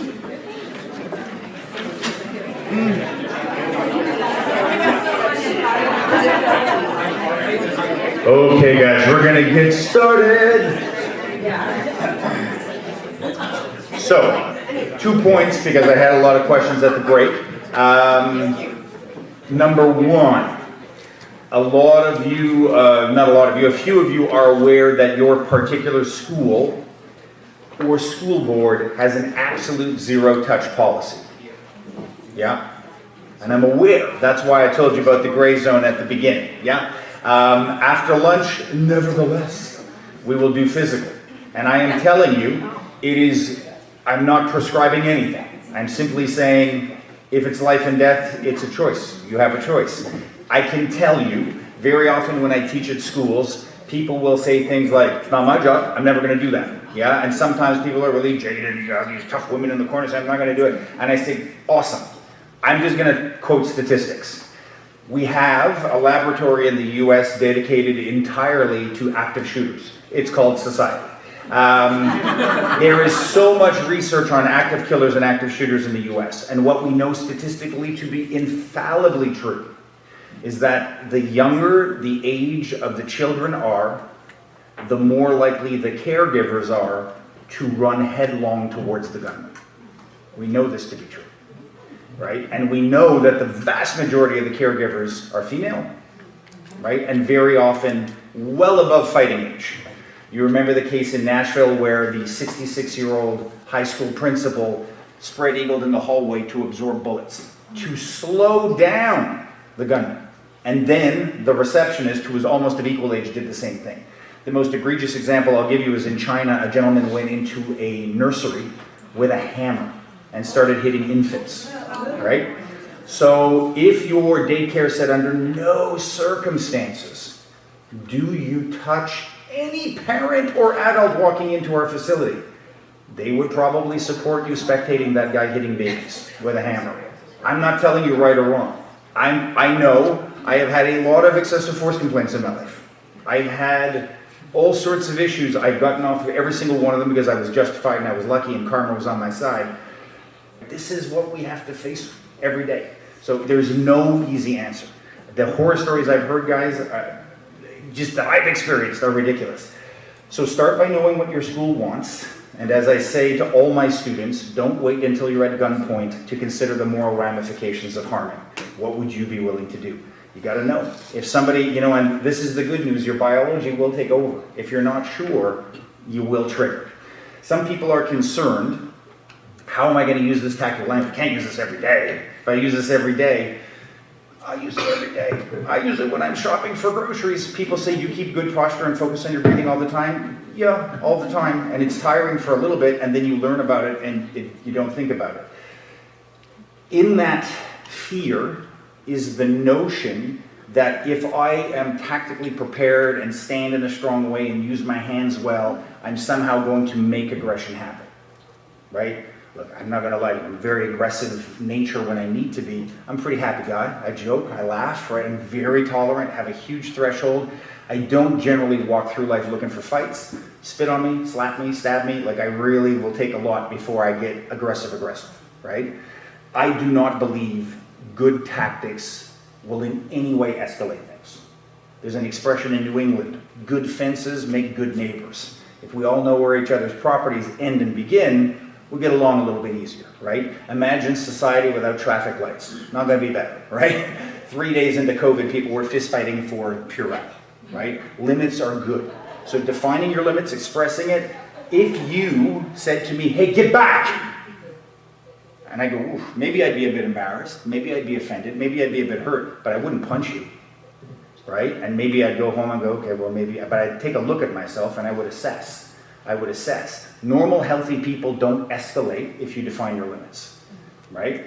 And you can tell who owns a cat. Jordan Peterson famously said, I like a cat because you never know when it's gonna bite you. That's kind of the nature of people I hang out with. I kind of expect people to snap on me at some point. It's human nature. We shouldn't fear defining our limits.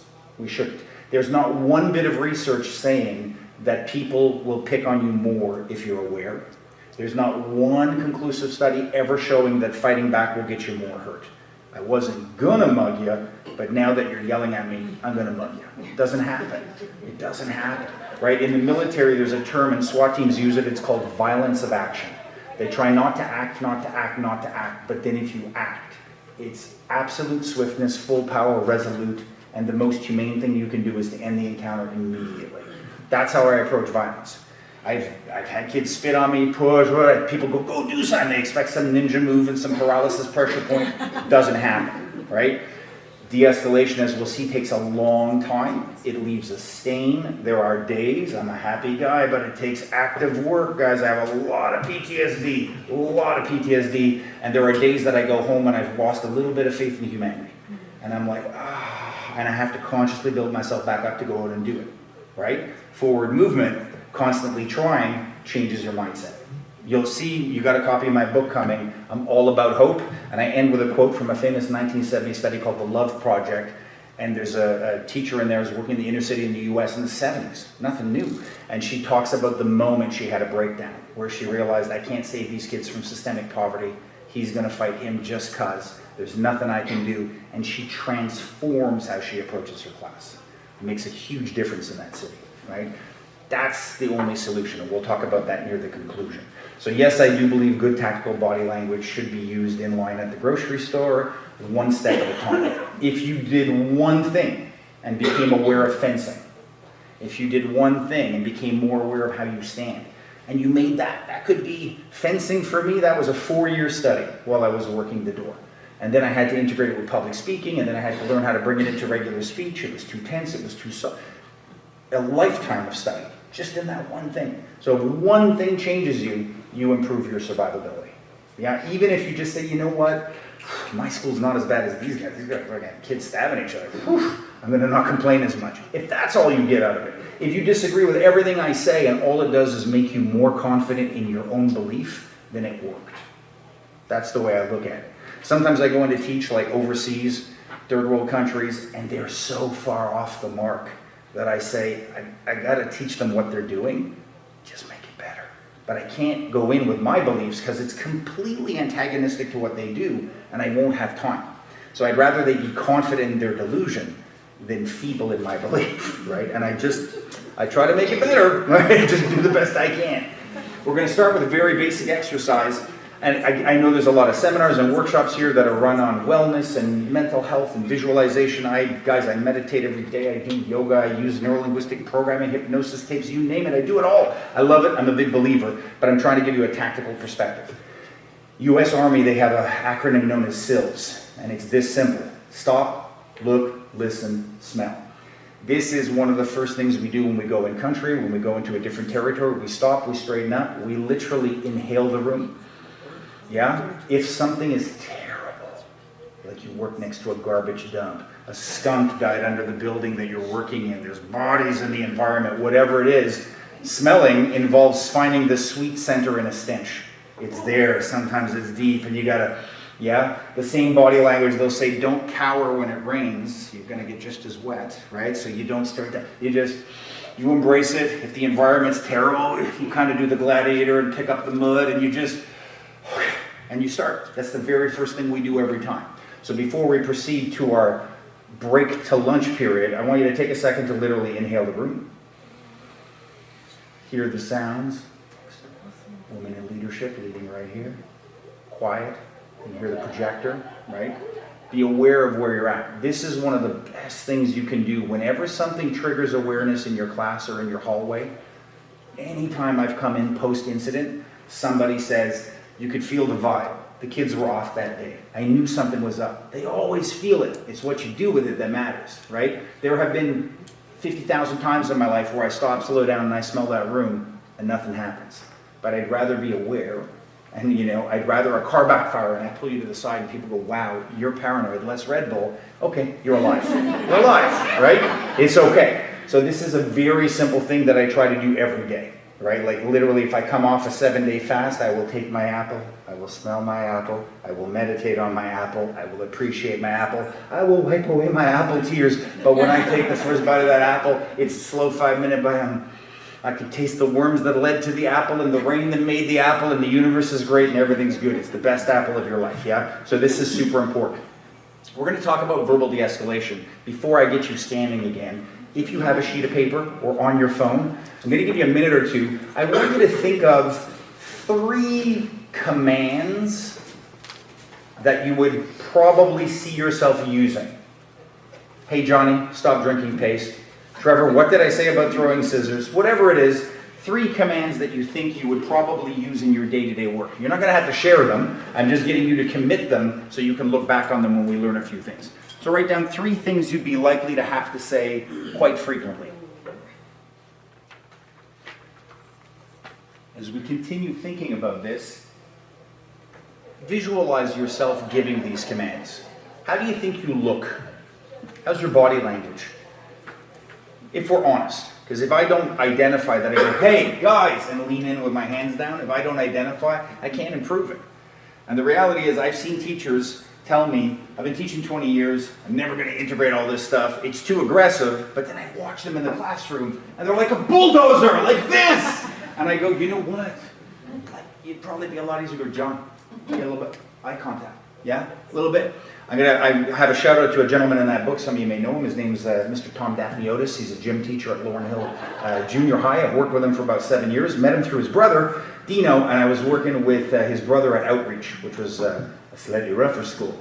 But Tom, I'm a big believer in strict commands and really hard control of kids. And Tom gets all the delinquent kids in the school. Sorry guys, if you just found out you're in Tom's class. But the first time I met him, even I was like, geez. He'd be like, guys, over here, line up, please. Hey, we have a guest. Guys, on the line. Yeah, John, what did I say? Why are we all bunched up? Boom, boom, boom, boom, boom. Rapid fire. Line up here, sit here, straight. But this guy will not pass go until everybody's quiet. And sometimes it takes 10 minutes. How do you think if you were giving those commands you sound? And we know, right? Like, I'm hyper and I over-talk. People often in my personal life tell me to shut up. This I know. I go off on tangents, montage thinking. That's how I am. I'm aware. How do you think you sound? Do people find you aggressive often? It's not good or bad. We just got to know. Do people find you soft? Do you think you're meek? Do you think people listen to you? Right? We're not going to change our nature overnight. We can find a way to maximize our true nature. It has to be consistent with us. But we can tweak it. So we're going to do a few very simple things. You often hear about this. There's actually in law enforcement, there's a great book if you want a book on tactical verbal de-escalation. It's called Verbal Judo. Amazing. It's from the 90s. Premise of the book, it's empathy-based. Empathy, guys, literally means to understand. This is the most important thing I can tell you about empathy. It is not agreeing, right? People think that, oh, I'm really empathetic. Yeah, and then somebody goes, fuck, I hate this school. It sucks so much. The teachers suck. Yeah, I agree. Miss Monpetit is really aggressive as a teacher. Done. Because the minute you agree with them, you've cemented their objection into fact. And we can't do that. But it's different to say, well, I get you. right? And normally your empathy, if you're empathetic, if you guys know the VAC learning model from back from the day, the visual, auditory, kinesthetic model, normally we're dominant in one of these. So we'll say, wow, it sounds like you're having a bad day. Sounds, right? I feel what you're saying, man. I hate when that happens. You're emotional, you're kinesthetic, you're feeling it, right? Yeah, well, it doesn't look like that's going to work very well for you, right? We tend to have a dominant sense in how we relate to some other people, which is a good thing to identify. But I want you to think, if you had to empathize with me, I'm going, this is the point. I can't do any of the homework. My French sucks. I'm never going to pass my grade 10 exam anyway. I barely passed it in English. What's the fucking point coming to school, right? And this is a kid that you just caught doing drugs, had a knife, whatever. We had a 13-year-old kid who was on Sugar Daddy website selling herself for sex, and then they caught her vaping drugs in the bathroom, and then there was a, shall we say, plural intimate encounter in the bathroom involving more than 5 people, yeah? So you're now de-escalating this kid who's 13, and they have no hope in the universe, and at least they're getting paid, unlike when their dad rapes them. This is all true. So you start approaching that kid and you're trying to fix them. How do you empathize with that kid? I want you to think about what's the most understanding, non-agreeing language you can come up with. I get it. I hear it. No, yeah. Am I right? Am I wrong? Am I making this? You don't understand, you're a teacher. Listen, obviously you're having a rough day. Tell me about it. And I ask you to talk. What we're going to do in the next scenario, we don't even have to both do it. In your group, identify who would like to be very Eeyore and angry, depressed, not feeling too good, maybe angry. You're really down. Fuck, you might be really angry. Yeah, it's you. And the other person is going to try to empathize. And you're both going to be responsible to identify if at any point you agree. Try never to agree with somebody, right? Try to just keep them talking. Ask them questions. If they have verbal diarrhea and don't stop talking, nod, listen, encourage. Yeah, let them go. Because when people are talking, they are venting. And if they are talking, are they in a high road or a low road state? High road, right? A cognitive state is amazing. What I don't want is somebody looking at me like that going, and walking towards me. Trevor, can you please step back? And I just go. I just keep coming. That's very scary. Because that means you've lost all cognitive control and you're going to be aggressive. And I know tactically if I don't respond, regardless of what the school says, it's going to be worse for me. So for this scenario, one of you, whoever feels more comfortable with your street acting, you're going to be negative, you're going to be pessimistic, you can be angry, you can swear, we're all grown-ups, it's okay. Yeah, I wrote on every 3rd page, don't swear, because I was teaching military. There's no fucking choice. I'm so done, yeah. Well, I have to, like an hour of not swearing in front of 8-year-olds, I get to the car, I have a meltdown. That was hard. It's hard. I think it's worse. So one of you super negative, pessimistic. Pessimistic, you can disagree with the world, you can hate everything. The other person's going to try to keep them talking, show that you understand, show that you hear, but try not to get trapped into agreeing with them. Very simple exercise, 3 minutes, let's do it.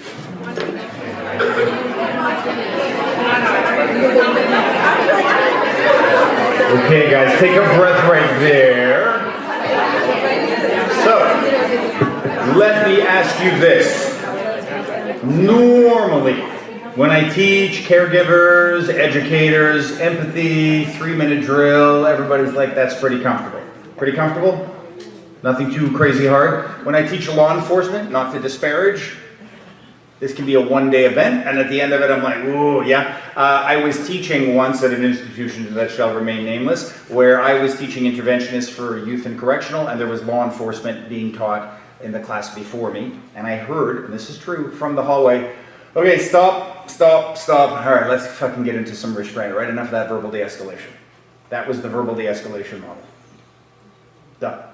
Finished, right? So if you are training future generations of law enforcement officers, you're literally, pardon the pun, giving verbal de-escalation lip service, going, doesn't fucking work, just shoot them.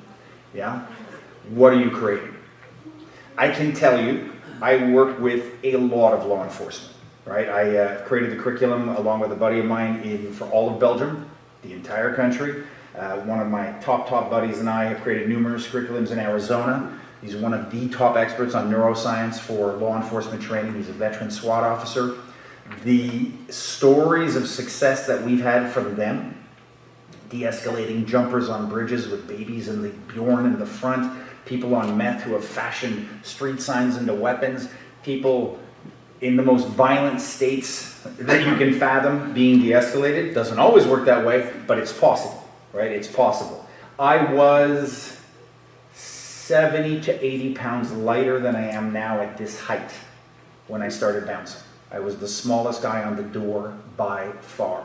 My boss used to say, "You're good at martial arts, been a lot of scraps?" I said, "Yeah." He said, let's hope they think you're either a crazy heroin addict or on AIDS, because you look pretty small. That's the first thing he said to me. I was like, ooh. I had to be so good at verbal de-escalation because people would always gravitate towards me, right? And I was always the small one. When I teach now, I'm still the small one. Look at footage of me in Belgium. I'm 7 inches shorter than the average person there. Literally, beasts on that team, right? So I know what it is to need verbality to stay alive. Look at your 3 commands that you wrote in the previous drill. What I would like you to do is look at them and identify, are the words in the phrases generally positive or generally negative? Do you tend to say do this please or don't and stop doing that please? No judgment, just take a look. I'm going to introduce you to a very simple concept, comes from neuro-linguistic programming. And this is the drill. And if you were with me last year, you know it. It's in my book. It's one of the famous ones. Whatever you do in the next 30 seconds, think of absolutely anything you want. The only thing you don't want to think about is a large white polar bear sitting right here. Just don't think of a polar bear. And what's the first thing your brain has to do? You got to think of a polar bear, and then you got to say, now don't think of it. Yeah? Polar bear is non-emotional. Here's where it gets hard. Whatever I do, don't have a cigarette tonight.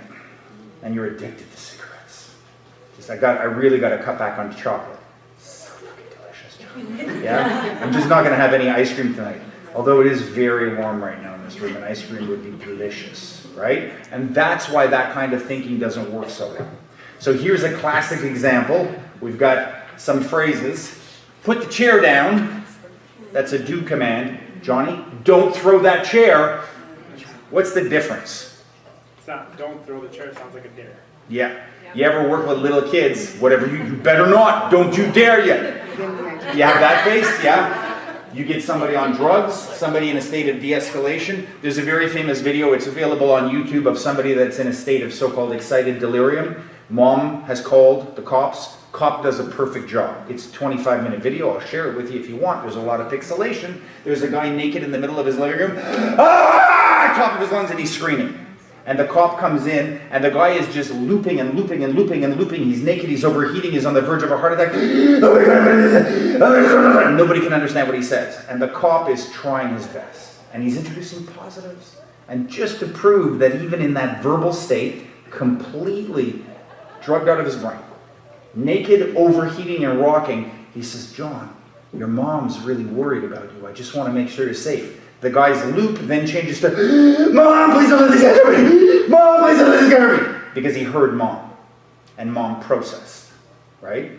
That's still going in the brain in the most excited, disassociated state possible. Words matter. Classic things you'll hear self-defense instructors saying is, look, man, last thing I want to do is fight. Please. Please don't stab me. I didn't even see what your face looks like. I promise I won't call the cops. Should have worn a mask, right? None of those thoughts may have necessarily entered in. Or you get the bouncer saying, look, buddy, I don't want to fuck you up. That happens. I've seen it, usually like that. Those rarely go well. But by comparison, I use positive words like, look, man, I just want to get home to my son, right? I'm on your side. You tell me what you need, I'm going to work with you. Empathize. Agree. Positives. The only time I am going to disagree with you, even if you're delusional. Let's say you say, listen, man, I got to do this because Santa Claus told me I have to do it. If I don't do it, Santa Claus is going to kill me. I will not argue with your delusion. If anybody has, sadly, a relative that has dementia, you know that one of the worst things you can do is disagree with a disassociation. It will create a huge break, right? If somebody is in their house and they go, this is my house, I don't want to be here, I want to go home. Why do you think this isn't your house? Where do you think your house is? These are good questions, but this is your house. That may not be so good. They may collide with the wall. So you don't generally disagree with delusion. It's the same if you're on drugs. It's the same if you're an angry child. What would be an exception? When would I have to disagree with a delusion? Because Santa Claus told me I have to sacrifice you, otherwise the solstice won't come. John, listen, I appreciate you may think that. Why do you think that? Yeah, so look, naturally I can't let you do that, right? But we're going to find another solution. We're going to work on this together. I've had people telling me, voices in their head told me they had to cut my face. That's scary, yeah? I've had people saying, but I have to. Because I said when I came to school today, I'm not going home again. I have to. That's scary, right? You can't let that go. So in the next scenario, it's a little bit more emotionally taxing. One of you has to be delusional. You don't have to be loud. You're like, oh, score, I'm already ahead of the curve, yeah? One of you has to be delusional, and you're going to keep pushing it. I'm going to give you 3 minutes, but you're going to try to get to a point where you say something that the other person shouldn't allow. You're either going to harm yourself, you're going to very politely say, but I have to take your kidney out. I have to, miss. I need your kidney because my dog said that he wanted kidney, right? You have to, either I'm harming myself, I'm harming you, or I'm going to harm somebody else in the school, right? You may, I'm sure most of you had a scenario where somebody in the school came in with a little childhood manifesto, where they're drawing Mr. Secours with a fucking knife in them, and you're like, oh, that's good. Why is there so much blood on my picture? If you haven't, I used to teach art. It's pretty scary. Some kids will do this, right? So that's a delusion. That's a delusion. That's one step away. We've had kids, I worked at a school at Kells, we had a 12-year-old, sorry, who had drawn out an action plan for how he was going to come into the school and kill everybody. That's scary as hell, guys, right? Like, you're dedicating a lot of time in angry black rain, yeah? So, one of you is delusional, start off neutral, like, I'm afraid I can't leave go of the table, I'm going to fly away, yeah? Safe, fine, I can agree with that. But at the point that you're threatening yourself, me, or somebody else in the room, I need to politely practice going in there and say, look, I can't let that happen, John. Right? Naturally, that's not going to happen. We're going to find another solution. What else do you think we can do? And try to be collaborative and come up with another solution. We've got to practice this, otherwise we snap when it happens. And if it hasn't happened, has anybody had anybody super delusional? Yes? Show of hands. George is a paramedic. He's like, 3:30 this morning, all the time. It happens every day on the job, probably, yeah? All the time. So it's a very scary thing. You get good at it pretty fast. Exposure, yeah, right? That's it. So choose who's delusional. Push it and see what happens.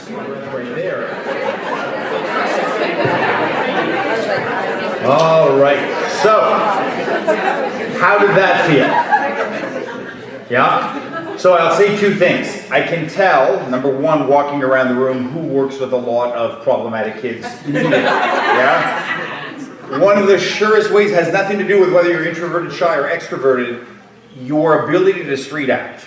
If it's very informed in particular, you lived it, yeah? It's therapeutic at some point. People like George that work as paramedics, guys that work cops and deal with like a beat where there's a lot of drug use, these guys are a treasure trove of character motivation. They've seen it all, right? So the more you expose it, what that means is if you take that trauma and that stress and you just dedicate a bit of thought, forget even action, to role-playing.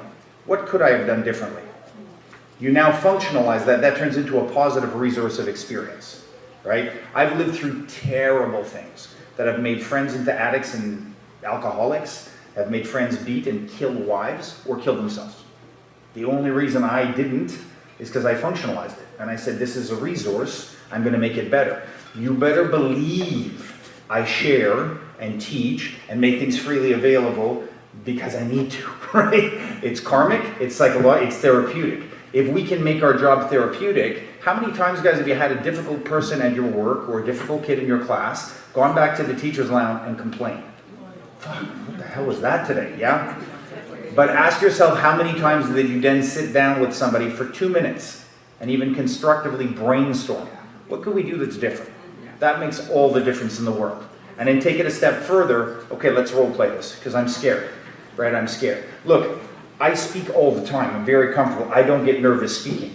But I still wrote out my presentation, and at the end of it, I'll give it to you in its original form with an extra seminar at the end of the seminar, which is my just-in-case seminar. Because that's my big dream. What if I get there and I do my 7 hours, not in 4.5, but in 2?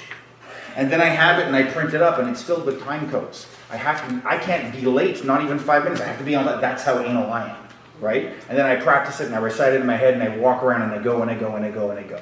That's how I do it. I cannot wake up last minute and run out. That's not how I'm wired. Other people are different. You got to know how you are, right? But if you take this, just what you did just now, that one drill, and add that into how you structure and reframe how you think about incidents, it makes all the difference in the world. Because now you start becoming survival-minded as opposed to problem-minded. You will become a machine based on what you feed yourself. So if you say, okay, I have no idea how to... Look, I'll be honest, in self-defense, the hardest thing in the world is knife defense. It is terrifying. I've been in numerous encounters against a knife empty-handed. My body is covered in cuts and stab wounds, top to bottom. But I lived. Yeah, sometimes I had objects, a little bit easier. Never had the pleasure of having a gun when somebody had a knife. Always a mess. Always terrifying. 95% of the people, 99% of the people teaching self-defense against knife, it will get you killed what they're teaching out there. I look at it and I go, that guy's never seen it ever. Like never been stabbed, never seen. Look, just being a paramedic and seeing wounds and never training in the martial arts is probably better training than 90% of the martial arts, because you're gonna go, whoa, I don't want any part of that, right? It's realistic. But when I see like 4-year-olds going, my teacher said I kick and I do, I was like, oh, like that's child abuse at some level. That's dangerous delusion. So if we get rid of delusion and we just accept the responsibility and reframe how we think, huge. Next thing we're going to talk about, it's very particular, but it is huge. I talked about it last year. It was pioneered in teaching circles. The deepest research on alpha and beta commands is from teachers in classrooms. The most relevant that I found is for special needs kids, kids with OCD, autism, dozens of conclusive research. The last 10 years, somebody said, maybe we could use this as a paramedic, a fireman, or a cop. And then they started actually first field testing it and now researching it. This is the simple idea. An alpha command is any command that is simple, strong, generally going to have one verb. It's going to be a do, not a don't. And it's not going to have a qualifier. So, would you mind? Do you think you could? Could you please? If it's not too much trouble, it's none of that. It's always going to be affirmative, so it's a positive, no polar bear. It's all positive, and it's going to be very specific, and the more specific, the better. So if I use law enforcement, you will often see people saying, stop, quit it, knock it off, yeah, or even put it down, because the guy has a machete, but it actually is proven to be more effective to say, put the machete down now. Specific, exact. Because if you had a really good lawyer, put down what? Yeah? Quit it. Quit what? Guy's doing this. Yeah? My sensei has a school in Laconia, New Hampshire. Beautiful city on the lake. If you've ever seen the old Bill Murray movie, What About Bob? When Richard Dreyfuss gets away at his summer home, that's Lake Winnipesaukee. Beautiful. But 1 week out of the year, and it was one of the weeks I was visiting, they have a little thing called Bike Week. And that's when every biker gang from all the surrounding states descend on Laconia. And it is like Babel. It's hell on earth. It's Sodom and Gomorrah. It's crazy. And they bring in police from every state. And people are openly smoking drugs and having sex at 2 o'clock in the afternoon on the boardwalk. And you see like cops that have never worked together stop, quit it. And people just do their business and walk away like that. And it's just a mess. Nobody knows how to handle it. It's all over the place. And then you get the one guy who's an old-time cop who's exact specific, walks up in the face, I need you to stop that now. You buddy, hey, 3 steps back. You get your back on the... And he breaks up the crowd. Because he's using pure alpha commands. When they do studies on police who use alpha commands, they're always found overall to be perceived as being in control. Classroom teachers are more enjoyed. So students will say, I like Mrs. Havisham, but she doesn't really, I don't know, she's not that interesting. And she has beta commands. Class is kind of swimming all over the place. So alpha commands will actually make your kids retain more knowledge, enjoy the class, and subconsciously they feel that you all remember when you have a substitute and you smell that you have a substitute and everybody goes, oh yeah. And everybody's named Kevin in the class at that point, right? We know that drink? Yeah, that's a classic example of somebody with beta commands. If you got beta commands, you're not in control of the class. So what we're going to do in the next drill, one of you is going to do, we're going to stand up for it. You're going to do something, maybe it's like picking up something that you don't want me to pick up, or maybe I'm like not listening to you and I'm circling. And I need you, technically, to stop doing bad things and start doing good things. But what I would like you to do is look at your language. Do you focus on saying, stop spinning, stop chewing that gum, hey, put it down, quit it? Is it general?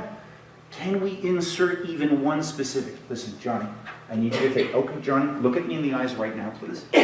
Johnny, I need you to look at me in the eyes. Thank you. Can you please take 3 steps back? Some people will say saying please and thank you is beta. I'm Canadian, so I don't think so. I've seen people scream, swear, get down to the fucking ground, motherfucker! Thank you very much. And keep going. Yeah, Canadian Special Forces. It's the best. Absolutely possible. So I don't think that necessarily apologizing is a bad thing if it's part of your nature. It's part of my nature, right? But I want you to be affirmative. Make sure you're giving one clear action and try to tell them what to do as opposed to what not to do. Because when we focus on what not to do, you're tempting, you're taunting. You're usually triggered. And if you've ever had really delinquent kids in your class, it's all they need to have new ideas. Yeah? You say, "What, John, don't you light that on fire?" Light that on fire, eh? And then you see him go with it. You just gave him the idea.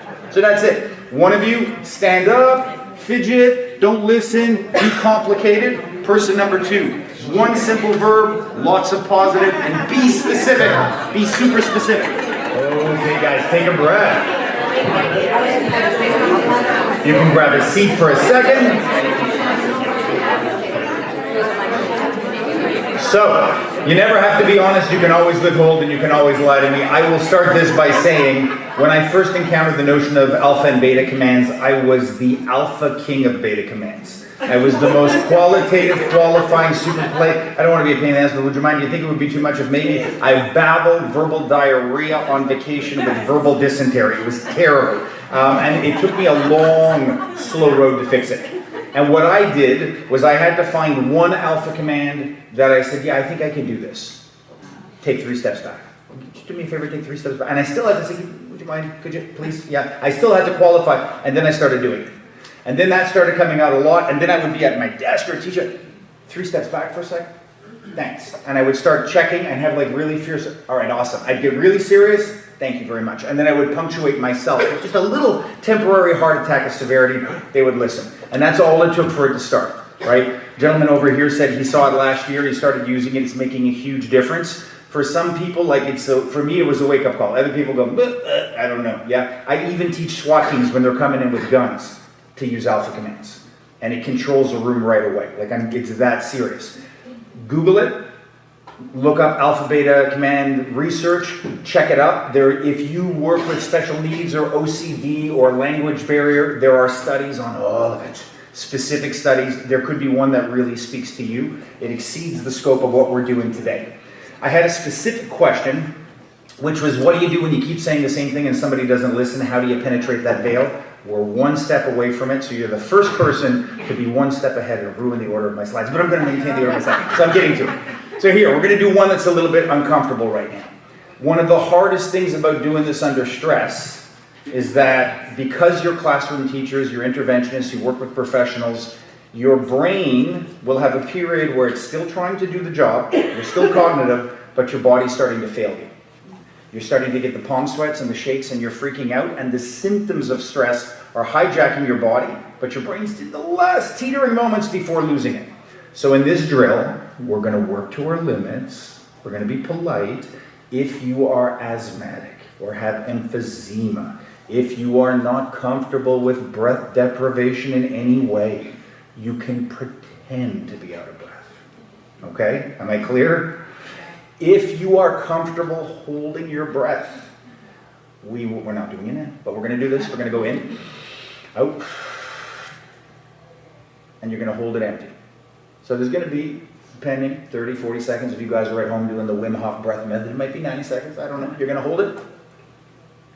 And then when you need to start breathing, you're going to immediately be allowed to breathe while you verbally de-escalate. Yeah. So here's what, and George, how we would do it at my school, is we would hold our breath, empty it, and without breathing, do as many push-ups as we can without getting a nosebleed. Yep. And then we would get up. And we immediately go into verbal de-escalation. And this is something I learned really early bouncing. The reflex is to try to just proceed like this is as usual, but I can't breathe, and I start inducing a panic attack. So all I want you to do is exactly what I'm doing now. To speak in a small phrase, fill the void with gesture, nod, look for affirmation, and get your breath back. That's it. Because when we're super freaked out and stressing, people that are really talking a lot, they try to do it, you see guys, and I've seen people pass out while de-escalating a conflict because they hyperventilate. But you're freaking out, and even if you're just pretending, you say, I'm gonna act as if I'm out of breath. Acting lessons come in, and I go, listen, no, I understand, John, I'll listen. I'll let you talk because it lets me breathe. My only goal is to breathe, so it's wonderful. And then I might ask a question. Well, why do you feel this way? And I'm using that time to breathe. All I'm doing is effective communication, but now I'm using breathing as my excuse. And then if I need to, I'm going to go full William Shatner. And William Shatner famously said the only reason he would continue to pause is because he couldn't remember his lines. Right? And now that's his fucking whole thing. And people go, wow, Captain Kirk, amazing. So profound, the gravitas. So you're going to try. If you can only act, act. If you're able to really empty your lungs and hold it, hold it. If you would like to add stress, pull out your phone and look at a timer. I'm going to add stress to you psychologically. A healthy human should be able to hold their breath effortlessly for 30 seconds. But having been told that, it may not be, yeah? If you practice holding your breath every day, it might be better, yeah? You might be a Peruvian cliff diver and hold it for 90 seconds while hunting for pearls. I don't know, yeah? But hold it until you're going to pop, and then immediately, while you're holding your breath, she's going off in rampant delusion saying, another fucking thing I'm going to do and you can't do it. And she's just yelling at your face while you hold your breath. And then the minute you're able, you're going to try to go in there speaking in small phrases. Does that make sense? So you're using your speech as an excuse to get your breath back. Let's see what it looks like. Okay, guys, literally take a breath. All puns intended. How did that feel? Anyone get dizzy? No? You're okay?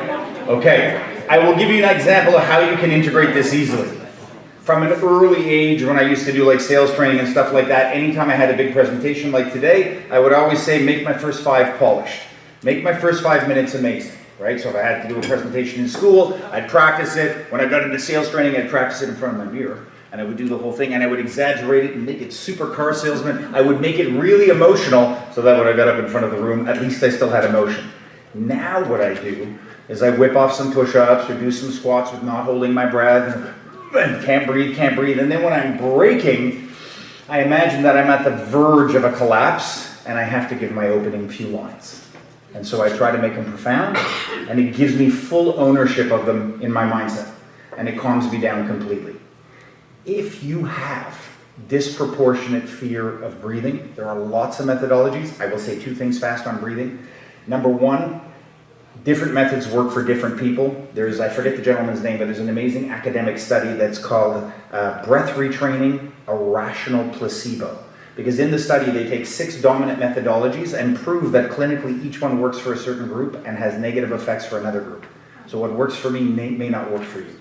I will teach a breath method a bit later. What I'm going to tell you is, if you guys are familiar with Wim Hof, do you guys know Wim Hof? Anybody? He's the Iceman. Wim Hof famously had a wife that died of cancer and was left with his children and was suicidal. And he went to hurt himself in some ice cold water and then kind of reinvigorated his urge to stay alive, and then created a breath method, which is quite different. And it's on oxygen saturation.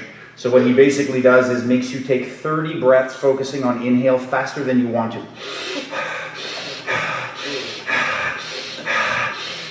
30. And by the end of 30, you're tingly. And I was doing breathing for 35 years. And Wim Hof's like, whatever you do, don't do this while driving your car. And I'm like, yeah, whatever, I'll do this. And I had the most gracious people on the highway. And I had a slow 4-lane drift. And somebody went, boop, boop, and I was like, oh, don't do this while driving. Don't do this while driving, yeah? You'll get tingly, you'll get lightheaded, and then at the end of it, you take a breath, and you hold. And his method, in 3 cycles of that, we're talking 6 minutes, he can get an average person to double their breath hold. He has set 8 Guinness records for cold resistance. So he goes into a tub of ice water to his neck and gets warmer. Yeah, think about that. So they said, okay, you're a mutant. And he said, no, I can teach anyone to do it in 6 weeks. And then he did. And He's got all sorts of stuff free. So you can go home on YouTube tonight and put in Wim Hof, Wimhoff, or the Iceman, watch some documentaries, get motivated, and he has a whole breath cycle. You can download an app where it's Wim, and he's very funny. He's like from the Netherlands, has a great accent, and amazing. And he's super hypnotic, amazing, awesome stuff. So if you have fear over breath holding, try that out. You do 6 to 7 minutes a day. It'll change how you project, whether or not you lose your voice easily. Amazing. It's been proven to have anti-inflammatory qualities for people with joint pain. It's been proven to boost the immune system. Everybody's trying to disprove him. He's amazing. Check him out. So, back to reiteration. You have a kid, no matter what you say, you keep repeating, it's not going in. And that's absolutely true. So, the key is not to repeat. The key is to rephrase. Repeating means to say the same thing the same way. The example I give in my book is I went to a cinema back in the day. Yeah, and it was a repertory cinema playing kung fu movies, and I had this terrible glass, and I said, can I have 2 tickets for Jet Li, Fong Se-hyuk, please? And the guy was, just for the afternoon for the evening show, sir. And I says, what was that? And he just kept repeating it. And I couldn't understand, but he apparently was saying, was that for the afternoon show or the evening show, sir? I couldn't tell, right? George can tell you as a paramedic, if somebody has a head wound, they're walking around, you say, ma'am, I need you to sit down. Ma'am, I need you to sit down. Ma'am, can you sit down? Ma'am, you have to sit down. If I keep saying and it's not going in, I need to rephrase it. Ma'am, hi, can you sit? Hi, can you do me a favor? Can you come over here? Are you able to sit down? Can you do me a favor? I need you on the sidewalk. Would you be able to go down on the sidewalk? Could you just come with me and sit down? And I say it as many ways as I need to, because sometimes words don't click in the head. Sometimes it could be a language barrier. Sometimes there can be attentional deafness, right? Because just like tunnel vision, we get tunnel hearing. So I need to practice saying things, but this is the trick. It's super simple, but it's not easy, because we will verbally loop just like that naked guy in his living room on meth saying the same thing over and over again, right? When we get nervous, we're like, look, just stop, quit it. I say, quit it, and we're going into a fear state. So rephrasing not only will make you more likely to be understood, it has been proven in research to improve the impression of command presence. A doctor who can tell you things lots of different ways seems to be much more confident, because he can explain it to you. You go, oh, you feel better, but it's also helping you stave off your primal hijack. It's keeping you in cognitive control. So here's the trick. If you're disagreeing with me, and I'm rephrasing, and I'm rephrasing, and I'm rephrasing, I cannot proceed until the next step, until I get agreement. So if George's like, and my dad, he's beating me because I'm not getting good grades, and fuck him, I fucking don't give a shit, and then fucking light the bathroom is all I fucking want, and I say, so George, if I understand you correctly, like you're having a lot of trouble at home. No, it's not about at home! Fuck home! So then I change topics, and then in fucking history class, he called me up and I didn't do my assignment, and so were you embarrassed? Yeah, I was embarrassed in history class. Okay, that's our focus now. If I don't have your agreement, don't assume. Because if I make an assumption and I verify the concept and you go, no, it's not that, back up and ask a question. Yeah? So in the next one of you is going to be complaining angrily. And I am just going to try to get to a point where I'm like, so then basically Delilah threw a pencil at your head and that's why you're mad? Until you say, yeah, that's why I'm mad, I don't begin deconstructing. If they say yes, I begin deconstructing. If they go, no, it's not about that. Okay, well, tell me, what is it about? I don't fucking know. Yeah, all I'm trying to do, and we'll talk about this later with special needs kids, all I'm trying to do is help you label your emotions. But be careful with imposing your labels. There's a big difference. So you're angry. No, I'm not fucking angry. I'm angry with people like you. Okay, right? And you'll see people guessing and triggering the person. Guessing and triggering. So ask them questions. So what are you feeling right now? I don't know. Do you feel happy? No, I don't feel happy. Okay. Would you say you're frustrated? Kind of. What are you frustrated about? Get them talking. That's all. So you are not allowed to proceed to deconstruct it until you get an agreement. If they keep arguing with you the whole 4 minutes, people will argue with you for 40 minutes. So it's no big deal. It's a good practice. Yeah? Be argumentative, guys. Let's go.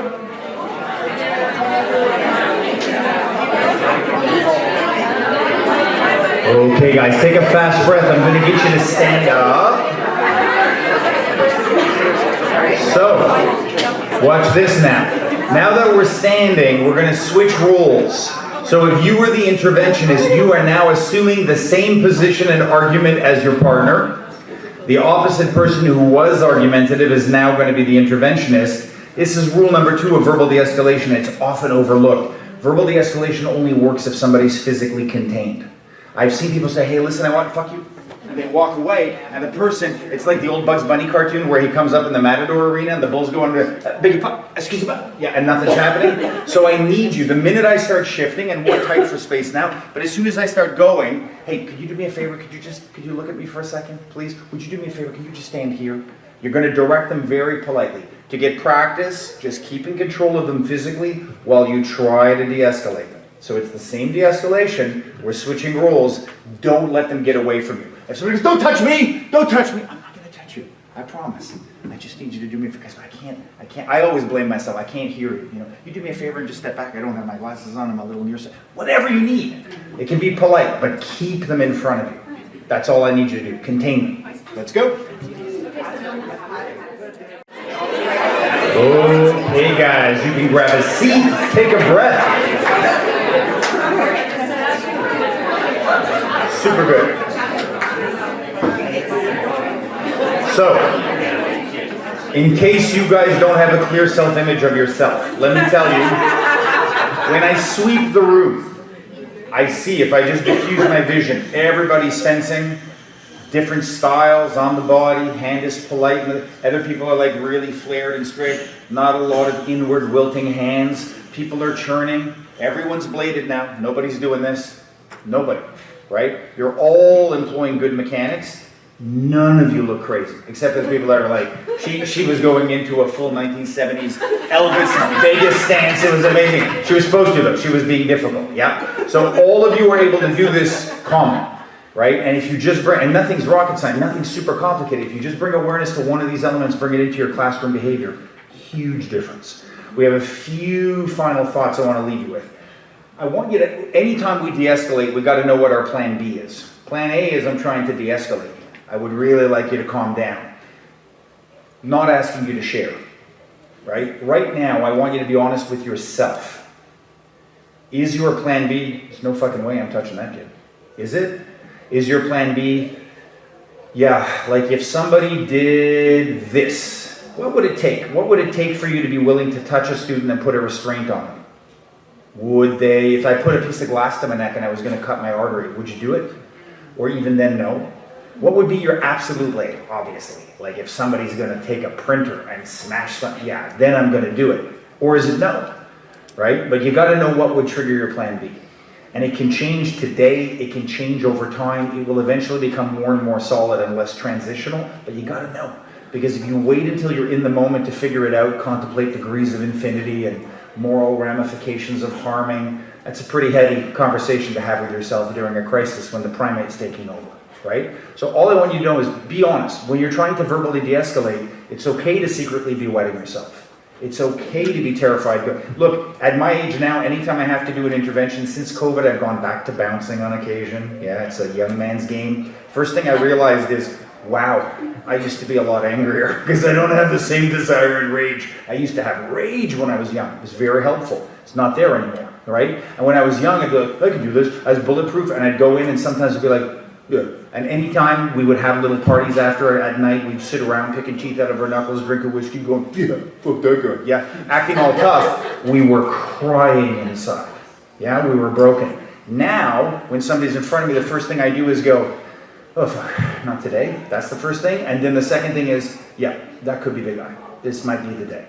Literally, acceptance of death. Because that's where my head is now. Oh, God. And you go. It changes, but I know exactly what I'd be willing to harm for, and spit on me, insult me, never going to trigger me, not anymore, used to. So you got to know what's going to trigger you and what's not, and that's something worth thinking about. An average de-escalation is going to take about 5 to 10 minutes, that's average. I've had some that take an hour, yeah? You need to know that. It's not magic, it's looping, it's repeating, you just start making progress, they ramp back up. It's not because you did anything wrong. You could be the best verbal de-escalator in the world, it doesn't work. Yeah? We always want to try to focus on the individual. So you can be an expert at it. You can be well versed at it. It still cannot work sometimes. It's not a matter of personal failure. And so the last thing I wanted to say on that is, if you're doing it, have one person attempting it. If you are the support agent and you're standing there politely watching and they go, what the fuck are you looking at? Just, oops, sorry, back up, try not to get involved. Try not to have 2-3 people barking at the same time. Sometimes I will shift and pick you and so heavy on you that the other person can't get back in, and now it's just shifted to you. It can shift, but don't have it bounce back and forth like a ping pong, right? Because then you're going to get in trouble. Yeah? All right, I'm going to leave you. My little lungs doing weights. I'm going to leave you with a very simple breath exercise, and then when we're done, all we're going to do is I'm going to ask you to take everything off the tables with you. If anybody needs help, you can ask. We'll clear the tables because the crew is waiting to come in and take the tables away so we have mobility. Yeah? We're going to do a very simple breath exercise. This is how it works. It's one of the most transformative. I showed it last year. Very simple. We're going to breathe in through our nose because we're trying to reduce how much we take in. We have a desire to over-breathe under stress. We're going to breathe out through our mouth like we have a pinhole in us. The only thing we're going to do is we're going to add an awareness of the pause between the in and the out and the out and the in. So for a few cycles, we're going to arbitrarily try to breathe in for about 3 seconds, and you would like the breath to fill the 3 seconds. I don't want to go and have no more breath. I want to go, and then I'm going to hold. And then I'm going to fill the out. Then I'm going to hold empty. And I'm going to do it 3 times.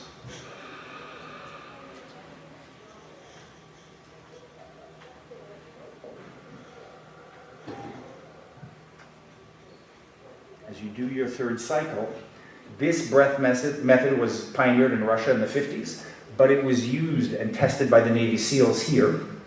The SEALs tested it and found that in a 36-second breath test, they were able to reduce their pulse rate by an average of 30 beats.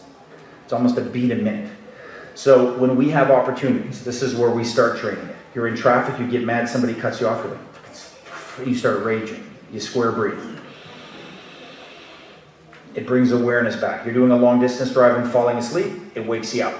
You got a presentation, an exam, you got to ask your boss for a raise, you have a parent meeting with a kid who, oh, yeah, and the parents are going to come in and blame you, and that's the time to do it, yeah? And the best thing you could do, this is my wish for you, play with it for 5 minutes on your own time and see how you can deviate that shape. Some of you might say, look, I inhale 2 seconds, then I have trouble stretching it. So make it 2 seconds. If you can comfortably hold, comfortably, no, just comfortably, 4-5, then hold 4-5. If you can exhale, I can exhale like a bagpipe with a hole in it. If you can exhale long, exhale 8 seconds. If you hate being empty, don't be empty for a second. Make the shape yours, but give each pause a little bit of prolongation. This simple breath method is incredible for stress reduction. I do this when I meditate, I do this when I drive, I do this when I become too cognitive, I do this when I'm getting ready to do anything, yeah? Anything. Super simple, doesn't need to be complicated. In through nose, out through mouth, every side has its own length, but at the beginning start with a 3-3-3-3. Guys, we're a little bit before 12:15, but we got to clear the tables. We'll come back for about 1:15. You can leave the chairs, but if you can just make sure there's nothing left on the table. After lunch, we're going to continue review everything we did, but standing with lots of space, and then we're going to get into initiation of control tactics. If you have any questions, I'm here. Let's get the juices running. We are going to talk about, everything's going to be active now. We're going to review everything we did this morning, plus. So, this is what we can do. It is your choice. We're going to be dealing with groups. You can be one-on-one and pretend like you're talking to other people that are in an imaginary group, like John and you do this, or you can actually be in groups of 4 or 5 or whatever you wish, yeah? Up to you. There are 3 fundamental ways that we mitigate the effects of a crowd. Big problems in a crowd is we have convergence, which is the natural attraction of people to come see what's happening. People that go towards car accidents. That one young lady during the tsunami who walked into the recessing tidal wave. It's so beautiful. There's always some. And then there is contagion. Contagion is what makes somebody who makes $100,000 a year decide to steal a TV during the Stanley Cup riots with his son in tow. Yeah? Contagion makes people do crazy things. If you take something like Nazi Germany, to imagine that every single Nazi was an anti-Semitic, evil, vicious human, it's a little bit unrealistic population-wise. If you know about the Stanford prison experiments, good people will do bad things if left to their own devices. So you better think twice about your high school audience, yeah? Good kids that you normally would like, that would be really positive in your group, can do some pretty heinous things just because of the effect of a group. So it's really important we control the group. So the first thing we're going to imagine is we're in a tight environment wherein we can't get rid of them. We can't tell them to go, you're in your class, the door is closed, yeah? And all we want to do, the only thing we're going to do is we're going to try to divide them. So if I have two people arguing over here and she's not involved, I'm going to try to get her to go back to her task. I'm going to try to get you to go do me a favor. I'm going to just divide the room and practice controlling it. But what I'm looking for is I'm looking for fences, blading, churning. I'm looking for you to manage like a traffic cop where everyone is as the two people are arguing and in a problem without losing all of your other tactical awareness from this morning. Yep, a little bit of this. Ready? Up, let's go. So, now, we did not all have the same groups, but especially if people in groups are getting nose to nose. How many of you initiated any type of physical contact? Yeah. So, just to be clear, yeah?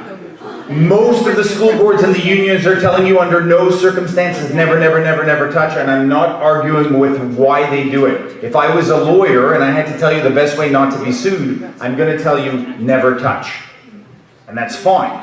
But the problem is if you tell me I'm never going to touch, and then a 2-minute pressure test made you touch, then maybe we need to recalibrate.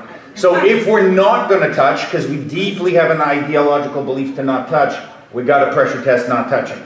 If we are comfortable touching, I could see those of you that worked with more violent groups, you were more aggressive in role play, you were more comfortable touching, it was very conversational, that's fine.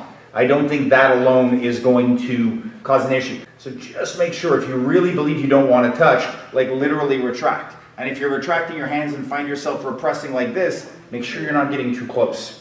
Because it's very easy to get within punching distance, right? Very easy. I was telling one of the gentlemen a story. I had a school, I did everything right, and then the kid started swinging at me. And he wasn't that big a threat to me, and I'm used to being bruised up, and I kind of just shielded him. Okay, relax, whatever.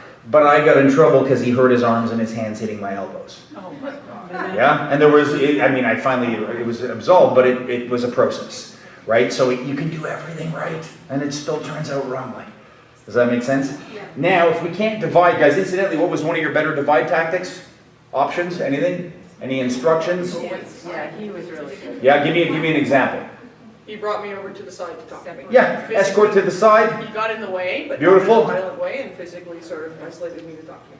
Beautiful. We had people in the corner. We had some timeouts going on, right? Now we're going to work with dispersal. So we have aggravation, escalation occurring in the hallway, right? I'll give you examples. How can we disperse a crowd? You get somebody who's like your little A-star head student that always listens to you. Trevor, can you do me a favor? Can you go to the front desk and ask for, get the principal, get the VP, get the caseworker, get whatever you have. Send somebody on an errand. Even if you get rid of one kid, it's one kid less. All right, guys, nothing to see. Let's go back to class. If you have a little group, you got 5 girls corralled like sheep walking together in unison, just move them as a unit, keep them going. So you're going to practice dispersing. You only have 4 or 5 people in your group. You can look at the air and disperse imaginary people. The whole point of the drill is to multitask, to maintain good posture, to be aware, to not drop your hands and get in, drop your head. I see this sometimes in role play. Guys doing this, dropping their head, looking bored. Always attentive, always aware. Just watch your distance. Some of you were getting real close to the friction. Yeah, imagine if at any point somebody went, "Fuck you!" You got that in face, right? I always tell the story, when I was bouncing, the best fuck you push fight of my life I ever saw was the guy went like this. "Girlfriend? You looking at my girlfriend? Motherfucker!" And he broke her nose. Yeah? And then he went, "Ah!" And he got hit, and it was just a mess. Yeah?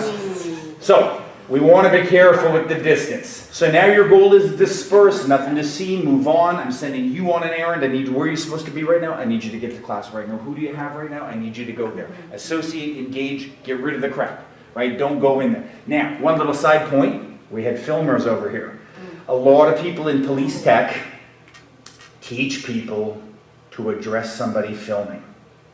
Yeah? And legally, I can film a cop doing an arrest. You go home tonight on YouTube and look up police fails, and there's people saying, you can't tell me what to, and they're arguing and they're filming the cop. What are you going to do? Yeah? There's channels dedicated to it. You're wasting your energy. But sometimes in a school, we're like, zero cell phone. You're not supposed to have that, and we get all lost. So my controversial advice to you, don't behave in a manner that you would be afraid of being filmed in. Yeah? And acknowledge it. Don't even address the film. If somebody's filming, say, okay guys, relax, go. At some points, if you're behaving well, you might be thankful for the filming. Right? At some point. It really can help you, but don't even acknowledge it. It's there, you're gonna see it, fine. I'm gonna put on a super show for you. It's gonna be amazing. Yeah? That's the way it is. Don't get distracted arguing with somebody with a phone. So now your goal is disperse, get rid of people, send them on their way, direct. I want to see what happens. That's it. Okay guys, take a fast breath. Can anybody give me an example of a command to disperse, a specific instruction that they used? Anything? Any specific command? Yeah. She used her body. She's just like, hey, we're going. Yep. Like, I felt like she was in my space, so Yep. I naturally just moved. Literally herding sheep. Yeah? Hey guys over here. Yeah, absolutely. What else can we do? Is there a specific command, an errand, an instruction? Anything? Let's go. Let's go, I'll take it. Anything else? Everybody sit down now. Yep, I'll take it. Now is always good. Yep. You can do things like, can everybody please take 3 steps back? That's a good one. If somebody's filming, not only do I not discourage it, I'll say, can you do me a favor and back up? I don't want you to get hit. Are you getting this? Yeah. And then, when you, be careful, it's dangerous, but make sure you get this. Then people kind of go, what are we getting now? Yeah. When I teach people at Trudeau Airport, I taught the security there for 10 years. One of the first things we would do is, I understand you're aggravated, sir, and I'm sorry that your flight is delayed, but there are currently 427 cameras filming you. And right now it doesn't look so good, so please just take some distance. Let's take a breath together. And people would start to, and be aware. Bringing awareness to a camera should be a benefit. Don't fear it. Now what we're going to do, guys, is we're going to direct. I can't get rid of you. I can't disperse you. All I want to do now is try to bring your attention to me. I will give you one of the most classic failures I see in the classroom. You're the class, 30 kids. She starts fighting with me, and I go, yeah, I know, and I'm here. She's looking at me, and she sees 30 people behind me. Is that de-emphasizing or emphasizing the audience? Yeah. So I try to corral. I'm a big fan of going to my doorway. This is my door. I have you in the hallway in my class over here. You're kind of isolated. Stimuli is down. Yeah, I get it. Just do me a favor. Yeah. Can you do me a favor? Put your back on the locker. Awesome. No, stay right there. Yeah. Awesome. I'll bring your attention to the tile. Can you do me a favor and step on that piece of gum? Right there. Yep. Okay, thank you. And then I keep looking at my class and leaning, but now you're on 2 sides of a wall. Right? But even if I kind of corral you over here and I bring your attention by touching, I go, hey, do me a favor, and I funnel your attention here. I want to direct you away from the masses. So wherever you are in this group, make sure you are not de-escalating with the angry person looking at a congregation. Try to get them looking at you on a wall. That's what you would like. Does that make sense? Try it. I know sometimes in our visualizations we imagine we're the lone cowboy, we come into town, there's a fight, there's a crowd of 80, and it's our job to get rid of it. Yeah? What happens most of the time is there's an escalation, there's a congregation, there's a crowd, and there's 5 or 6 teachers. And nobody really kind of knows what to do, or they're getting too aggressive. So imagine if you're feeling assertiveness a little bit limited, imagine if you come up to the back of a group that's going, fight! And they're all doing that, right? How much easier it is for you to touch people and say, okay, can you do me a favor? And you start clearing from the back of the group. It doesn't always have to be occurring from the front, yeah? Let's say you have a larger, tougher kind of teacher who's younger and all ready, and you're like, it's not my job, let him handle it. Let the gym teacher handle it, yeah? And you can walk around the periphery. Just like police officers, there's a primary speaker, the person that's engaging, the support officers going around clearing up the crowd, handling the crowd.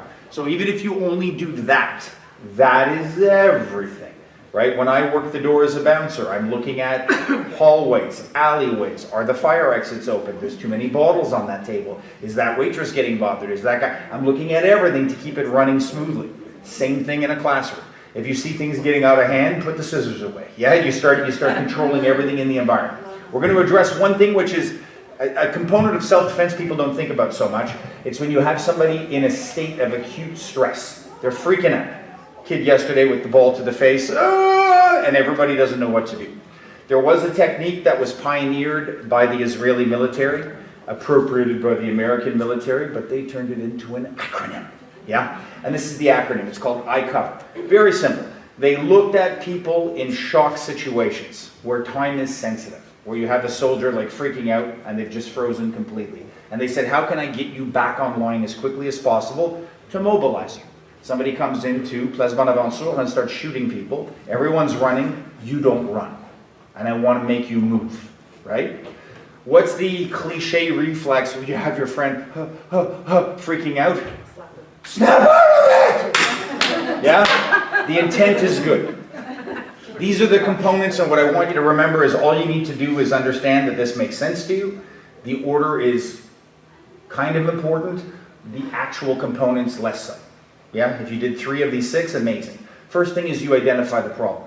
John, you're in a little bit of shock right now. You know you're bleeding from the head? Yeah? Connect. Connect. This is the temptation. This is connection, right? I touch your shoulder. I touch your hand. Let's say George was having a freak out. George, can I ignore you? Yeah? He's sitting in this chair and he's freaking out. If I want to be safe when I touch him, should I be going, hey buddy? Yeah? What am I doing? Am I going, so what's going on here? No. So I'm blading and I'm fencing even here. Yeah? And I'm really cautious. And I might even be here. If he's in a chair, I'll go out of reach. I might do this. If he sees me here, that's where I stay. Right? And if I can get a smile and I try to connect, that's connection. If I'm going to touch, I'm going to be aware. I'm going to touch either the shoulder, the elbow, or the wrist. But the minute I approach, I'm expecting him to swing at me. So if I'm not ready to move or ready to shield or cover, I shouldn't be doing it. And if I don't have that mobility or that capacity, then I can't squat, then I'm over here hitting the wall, flicking the lights, doing whatever I need to. Right? So I connect with them. I want to then verify. Do you know what happened? Do you remember falling? Do you remember getting hit? Do you hear the alarm going off? I'm trying to establish.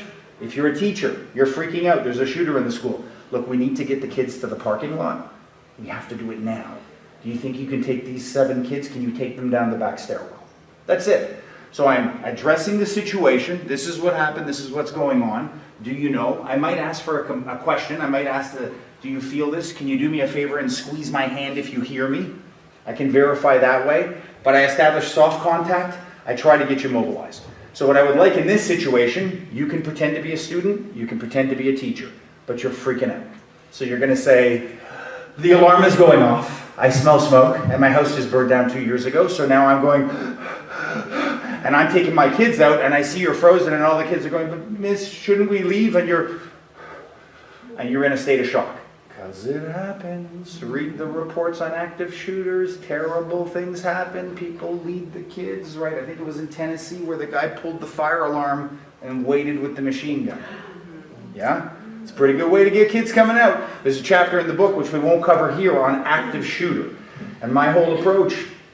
Every time I go into a school where they've done active shooter with little kids, they go, be careful. You know, the kids were a little bit freaked out and traumatized. And they were traumatized from watching a video that's based on good information, but doesn't really teach you how to do anything. And I always say, good training doesn't have to be traumatic. Every single time I do a fire drill, I can train my kids after 2 or 3 fire drills to line up. I can train them to touch each other's shoulders so they don't bump. I can train them to walk around corners wide so they don't collide. I can train them to follow language from the body and not the mouth. I can train them to have no conversation. All of those things make a fire drill safer and applied directly in an active shooter situation, right? So my kids should be kind of like kindergarten cop, hand on the shoulder, walking out, and they're looking and they stop and I go. Yeah? So you're a gym teacher, you take kids out to recess regularly, train it. You train that response all the time. That's going to keep you alive in an active shooter drill. I used to have a sign at one of the elementary schools I taught saying that safe corners are far corners or round corners are safe corners. So the kids would learn not to run around a corner like this. because that's also not good if somebody's shooting, right? Teach kids line of sight. You teach art, do a perspective lesson. You teach science, use lasers to show line of sight around a corner, right? You can do it 100 different ways, but teach kids how to walk safely in a hallway, quietly in a fire drill. It applies directly. But right now, one of you is freaking out. One of you, you're disassociating, maybe you're silent. All I want you to do is establish some contact, address the situation, you know where you are. Do you realize the alarm's going off? We have to get the kids out, okay? Can you do me a favor? Are you able to take these 7 kids down the stairwell? Do you think we can get them to the back parking lot? Not if you hear me. Not if you hear me. Squeeze my hand if you hear me. That's it. That's all I want to see. 2 minutes. Super fast. Now, it begat the perfect question that I was hoping for. What do you do if you do all of that correctly and they don't move? So your first question is, how time sensitive is it? How close is the fire? Are we hearing screams? If it's just a drill, or if it's something else, like a kid's not going back to recess because they completely had a freak out, you might, right? Very often I'm writing notes to say, please excuse, he's coming back to class late because he was talking, because that's when they open up. That's amazing. That's amazing. But if you do need to move someone, but your school policy says absolutely never touch them. So try moving them without touching them, right? So that's another one of those scenarios where it's great ideally to say never touch, but you're probably going to have to touch. If you had to touch, where do you think you should touch them on the body? Shoulder, elbow, that's very good. I like 2 points of contact. George, can I steal you right here? Right, so if somebody's like this, right, and you don't even have to act, but I may start with that and be cautious, but if I get anything, I get an acknowledgement or any of that, I'm never going to move him if he's in a ball and he's not responding. Because they will snap. They're just going to snap and they're going to start swinging and it's not good. So if I see him and I get a little nod, or I get an acknowledgement, or I get a smirk, I get any interaction, then I'm going to move. So I like here and here, or here and here, right? And I'm going to try to get up. The rule to moving is this. Try to move them kind of diagonally, right? So it's very hard to lift somebody straight up. Cops will do things like compress the head to motivate movement out of discomfort. I can't do that. Right? If I want to pick somebody off the ground, it's normally going to be spiral, so I'm going to push him to his foot very lightly like that, and I'm going to start to go.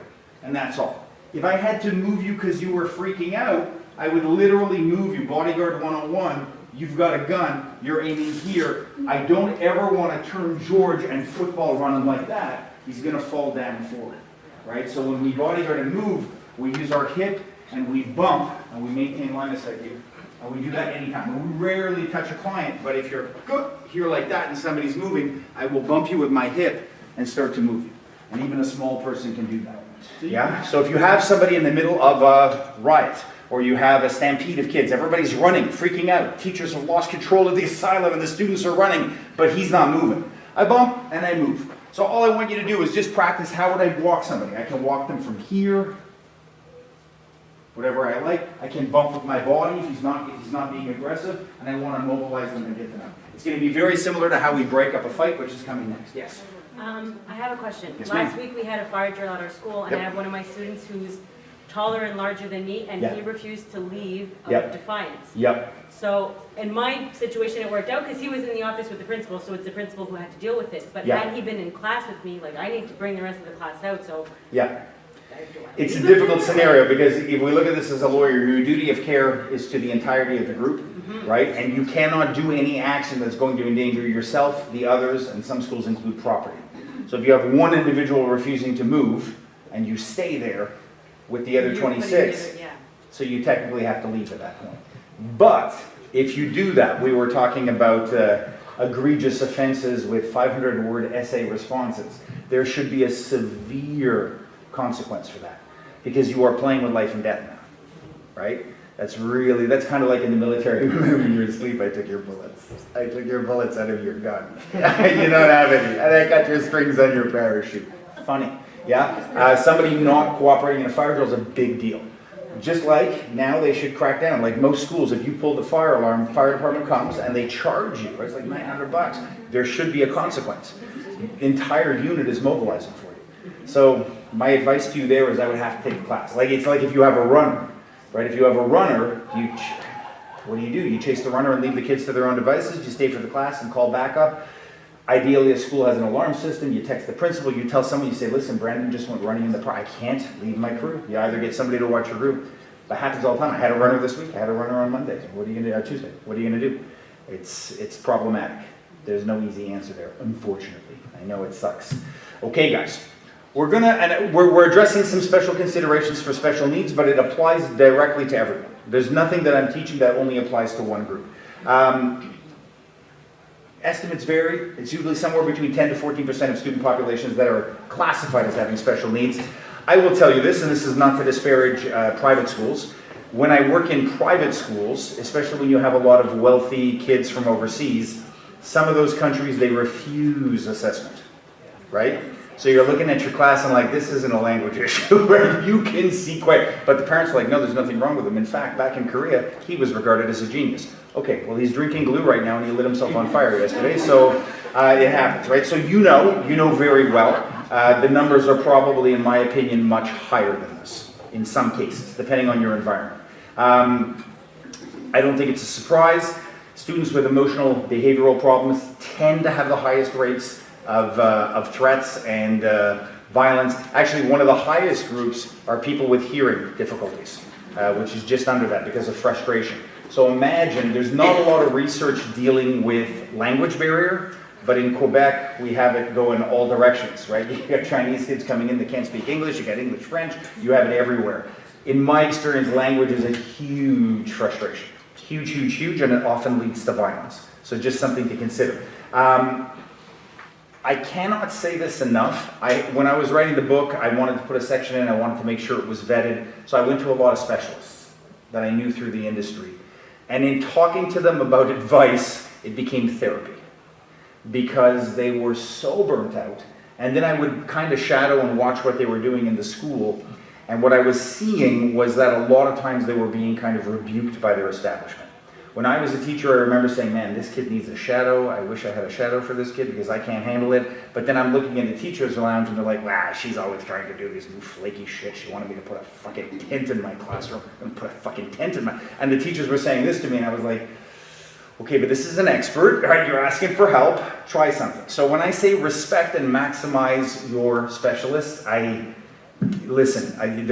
are skills I don't have, and being a specialist would be one of them. I have the utmost respect for them, but if you look at research on them, it's the number one reason for them quitting the field in the first 7 years is lack of respect and appreciation, universal. And it's followed by burnout, and you got to wonder how much of that burnout is because of lack of respect and appreciation as well. So if you have them, I know it can be insulting to our egos sometimes. This applies to everyone. It applies to meth heads at a club. It applies to anybody with any sort of excitation. I have a girl that I'm teaching now who lost her mother after a year-long battle with cancer. She's a perfect student. She's not in a good state, right? So for the past 4 to 5 weeks, she's been the most problematic kid I've had this year. And she's an angel. She's a super good kid. Sensory overload is one of the easiest things to cut down.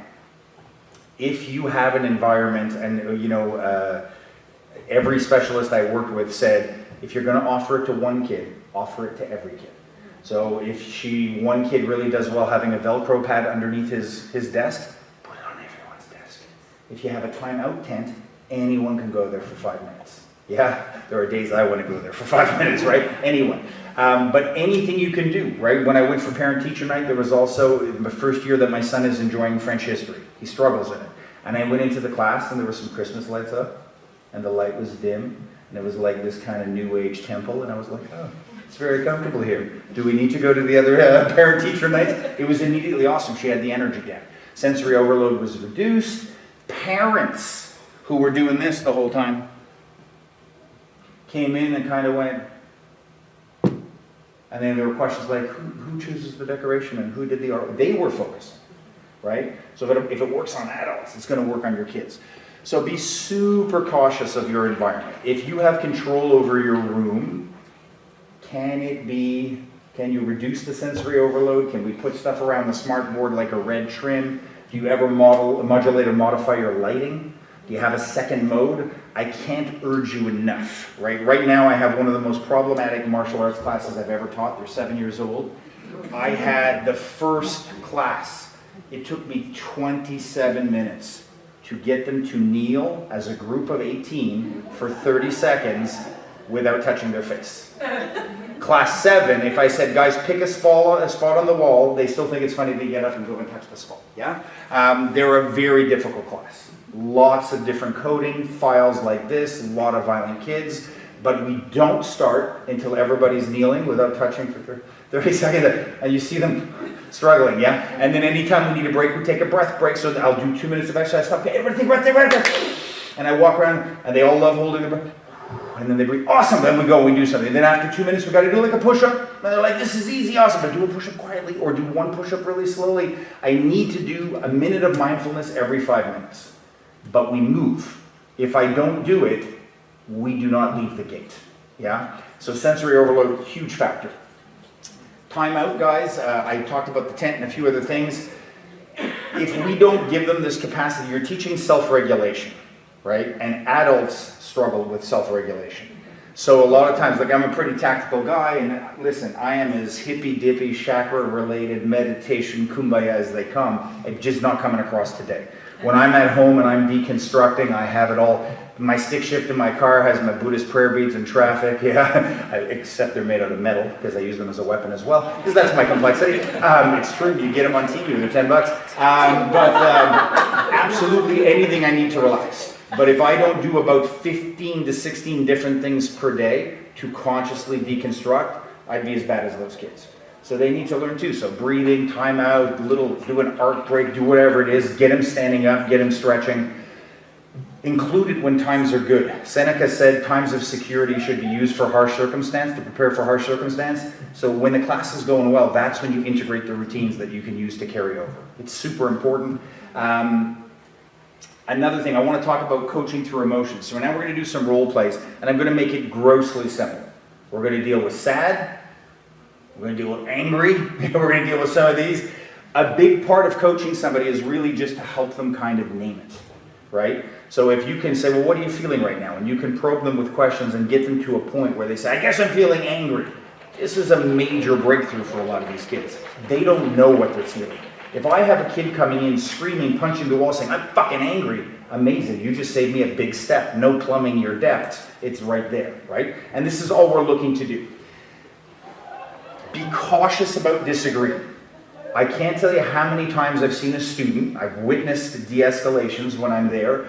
Teacher steps in because it's their class and I'm the guest speaker and they're trying to look good. And the kid says, I'm really feeling pissed off. And the teacher says, I don't think that's it. All right, I think it's actually this. Let me tell you what you're feeling. And they mansplain it, yeah? That's very dangerous. If a kid tells you they're feeling something, go with it. Don't argue with that delusion unless there's a danger to you, even if you disagree. If we have somebody feeling sadness, the only goal is to comfort them. That's it. So for the next role play, you're going to be despondent. It's going to be tragic. You're going to be like me when I was 14. It was only the Smiths and the Cure, man. That's all I listened to, and my bangs were long, and it was hard. It was hard in that bedroom. Yeah, it was hard. So you're going to be sad. I've seen teachers try to drill sergeant somebody out of sadness. Yeah? I've seen teachers give orders, scream, yell. I've seen teachers dead-eye and go, yeah. Okay, sorry your cat died. Anyway, you're late for class. Yeah? That kid is opening up to you. They might not have anybody else in their life they can speak to. Some of you I know already from watching you, you've already been doing it. You're natural comforters. That's amazing, right? All I want, one of you is going to be super sad. You're not angry, you're just sad, you're depressed, you could even be borderline suicidal. All you're trying to do is provide comfort language. Get them talking, listen. I cannot, guys, anytime you have somebody who came into a school and shot them up, or came back and beat somebody up, they were sad at some point, and somebody ignored them. Every single time, right? So we don't handle this well, where does it go? The old Dane Cook joke, he said, listen, you gotta be nice to everyone, so on the bad day that if it ever comes, it's gonna be, hey Dane. Yeah, terrible joke, but there's some truth to it, yeah? Let's prevent that guy from coming in to begin with. Let's have a rapport with that person right away. So one person being sad, super sad, comfort, that's it. And then after the fact, I'm gonna ask the person that was sad, were they comforting? Were they listening? Were they interrupting? Were they explaining? Were they renaming? Were they ignoring? What did you feel? That's it. Okay, guys, we're going to keep you right where you are. Our sad people now. Oh my goodness. Now you're going to be frightened. But let's up it a step. Maybe you're delusional. Maybe you took your big brother's vape pen in and there was something in it. Maybe you're really not doing well, yeah? You can be completely paranoid. You can be erratic. You could be having an episode. You could be bipolar. You can be disassociating. What I'm going to ask you is this. Your goal now is not comfort. Your goal is security. You want to make them feel safe. You don't have to touch them, or you may. But if nothing else, I want you to think, if I had to initiate physical contact to stop this person from standing up, or let's say all I was doing was this. I had a young girl a few weeks ago doing this. Yeah?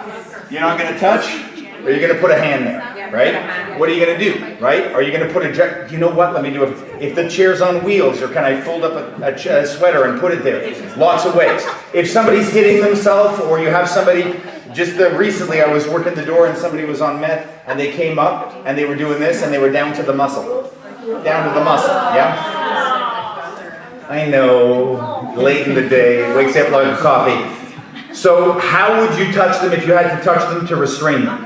Many of you are working with small kids, and you are asking, how do you deal with somebody who's running? How do you deal with somebody who's headbutting? How do you deal with somebody who's trying to stab you with scissors, who's trying to bite everybody in class? It's cool to say never touch, but if I have a 7-year-old who runs around the classroom biting everyone, there's going to be touch, guys. There's going to be touch. So I'm going to let you explore, and then I'm going to give you some prescriptions and advice, but I want to see what you come up with. Touch if you need to. Even if you don't, think about how you would, but try to preserve security. Security. So, is there anybody who would be willing to demonstrate some of the contacts they were making? Anybody? Yeah, show me. We have a question. Absolutely, ask it. Because we have a scenario and we didn't come up with a good solution. We thought everyone had to get Yeah? You get hurt. Okay. Okay. So, Crazy Jess. Thank you. She has scissors and she's. It was I had a student who was cutting the desk with a broken pair of scissors. Yeah. And so big blade. And I, in my second year of teaching, was like, please give me the scissors. And then he ended up slicing my hand. Yeah. So they tried to de-escalate, and there was no. I think everyone was getting stabbed. Yeah. My first day of stage in McGill as an art teacher, they said, this class is super good. There's one kid, he's a bit old for the group, you know, he's failed twice. He's a bit aggressive. I said, okay, cool. I was in the class 3 minutes, I was shadowing, and they were doing linoleum carving, which involves chisels. And he got mad at a girl who was half his size, 2 years younger, and he just ice picked her through the hand. Yeah? And I had a knife situation probably a week before working the door, so I will argue that maybe I was, at least I argued then, well, sorry, I was a bit triggered post-traumatic, but I just went, whoa, and I grabbed him, whoa, no, and I just hugged him and pulled him away and put him against the wall, and then I tried, and she was down, she was hurting. I thought it was pinned to the desk, it wasn't. When you get stabbed through the hand, it just kind of freezes. Then I had to handle the first aid. The teacher freaked out. She didn't handle it very well. I had to handle him. I was yelling at him at one point, get back, because he wasn't listening, and he started to cry. Because he was about 12, yeah? And I was angry. And he started to cry, and then I was wrapping her hand, and then we had to then somebody came to help. The gym teacher took him out, the girl out, and then we had to do the whole thing. It was a mess after. Paperwork, hard to explain. You were there 5 minutes, and you got, yeah, it was just bad luck. So, my feeling is if you've got scissors, you are now armed with a deadly weapon. Yeah? So it's very tough for me not to trigger a little bit. So I'm immediately making a perimeter, right? Now, I know this is terrible, but it would be the exact same if I was a bouncer. I will move everyone away from the table, take distance, and get strong commands. I cannot be in danger. I got to make sure my kids aren't in danger. The last thing I need to worry about now is the child, right? So if you are of the opinion, you're like, if you were my daughter in year 1 of teaching, I would be like, listen, under no circumstances do I want you touching. Take the entire class back, make a perimeter, move desk, stop! That's what I want my daughter to do, yeah? If it's me, at that point, I might intervene, right? And I'm probably getting in trouble. So if you're not going to intervene, that's okay, but you and everyone else has to be far, and you need to make barriers, right? Maybe you're going to get lucky. and you're going to get to a point where you can de-escalate without them cutting, and you're going to ask them to put it down. So that's what you need to role play. And if you're not willing to go further than that, then you have to get the kids into the hallway. You have to start taking out, line them up. You have to get back out. You have to, if you have an alarm in your school, you sound the alarm, whatever it is, right? Personally, I would try to pin, it depends on the age, relative to your size, your age, your comfort, but I would try to pin the kid's hand if you can, if you're going to do that. But my advice to you, if I was going to keep with what the lawyers would want, I would say everybody gets back, strong commands, don't initiate touch. I have no desire to see another knife fight in my life because I'm going to run out of cat lives, right? It's terrifying. Anytime you encounter a knife, you're probably getting cut, you're probably getting hurt. Some of the best people I've ever trained with in my life, far more skilled than me, were killed with very simple small knives, easily, right? And if George has seen all sorts of terrible things, but like people getting avulsions and organs coming out, it's not good to see. And if you see one of your kids have this happen, there's a high risk of shock. There's also a high risk of emotional hijacking and losing temper. It happens. People just snap. So yeah, I would clear. That's a bad one. She was saying at where she works that they use pool noodles, which is really nice because they have a lot of kids that, you know, with that hack. So putting a pool noodle between a head and a wall is super good. She was also saying you wear Kevlar sleeves. If you wear sleeves, I do too when I bounce. When you wear a sleeve, it's only fabric. There is a company called Hex Armor, like Hexagon. They make pneumatic machinery Kevlar, but they have little infrastructures of like steel tubing and or titanium with little Kevlar pads. So a pneumatic saw can go across it, and it won't go through, it melts, and you're less likely to break your bones. Because somebody biting through a glove can still detach a finger or a thumb, yeah? And I don't say that to be grim, we just have a lot of kids biting. A 5-year-old can bite your finger off, right? So, it's true. So, I will leave you with a few things. If we talk about violence as a whole, statistically, there is really no argument. Studies have been done on far worse areas than what we live in. Parental involvement is a huge factor in mitigating school violence and integration. If a child does not feel welcome, if they feel racially marginalized, if their sexual orientation is not being acknowledged, if they're being ridiculed for any aspect of their identity, these are what's likely going to lead to the greatest degrees of violence in your school, right? So it's good to work on all of our tools, our blading, our fencing, all of that is essential. But if I am alienating kids in my school and say, you know, that little fucker, I really can't stand him. If I'm that, I'm creating violence. I'm creating violence through ignorance. And if I'm not able to absorb anymore, if I'm full, right? And I say this sincerely, if I can't do it anymore, I've got to be honest with myself. If I can't get the help or journal it away or get rid of it or talk about it or whatever, it's dangerous to be there. It's dangerous, right? Seek out the necessary help, get some training, go do a few months of, physical hands-on if that's what you need. One of the kids I was teaching some years back at John Abbott, he just wasn't good with high school age kids. And I said, well, what did you want to do? And he said, well, I wanted to work with like preschool and stuff. I said, then why are you working with 16-year-old drug addicts who are bigger than you, man? And he just forgot and he got stuck and he didn't want to quit on the kids. So you got to be honest with yourself, because if we have any kind of incongruence between our capacity and our expectations, it can get us seriously harmed. Not to mention the kids, if that makes sense. I always say when there are very few things that we can do, it's really important we do them correctly. It's super important. My hope today, I didn't want to frighten you too much. I wanted to give you things that are accessible. One of the things you'll see, and before you go, I want you all to take a copy of the book. Often when I teach groups like this, people think I'm dumbing it down.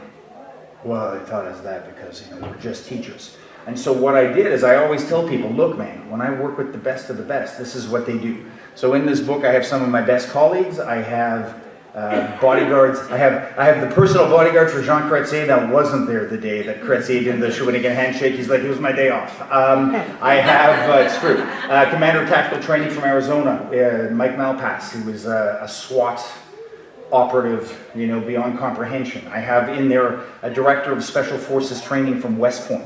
He's Performance Enhancement Director for all Special Forces units in the U.S. He's in there. I have guys that are two-tour Afghan snipers. I have bodyguards for celebrities. All friends, all people I've trained with. And I told them I'm writing this book, and they're like, really? School? They're like, not killing? And then they said, yeah, and I said, all I want you to do is one thing. If you could tell a classroom teacher one thing, what's the most important thing? I never said nothing physical. I never said, give me something hokey. And they all said, okay, cool. And everybody said what was in this slideshow today. The book was written by their suggestions, and that's the direction it took. Because a bodyguard will focus on how they stand and use their eyes 24/7. A sniper will smell the environment. A special operatives guy will, it's always the same stuff.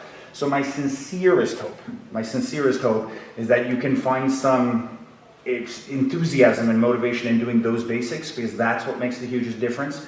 I'm going to ask that you don't leave until you get your copy of the book. And if at any point, and I mean this sincerely, my last name is really Secours, like you can't make that stuff up. I'm easy to find. All Secours are related to me, and they all look alike with more hair.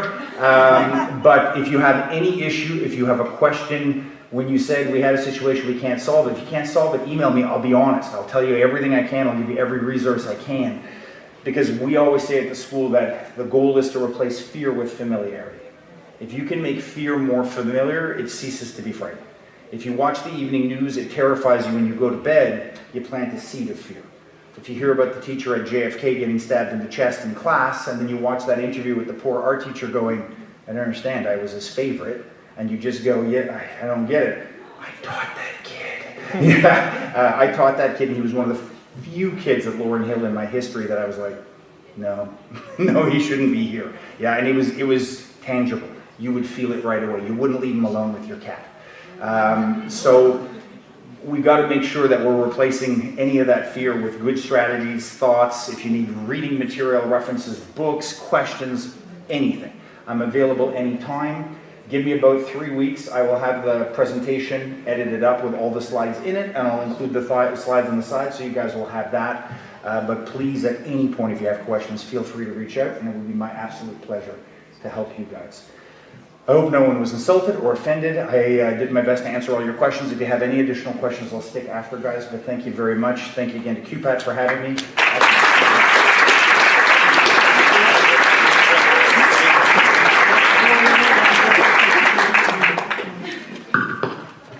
Very quickly, I asked two people that I know very well. I said, please describe what it's like working with Kevin.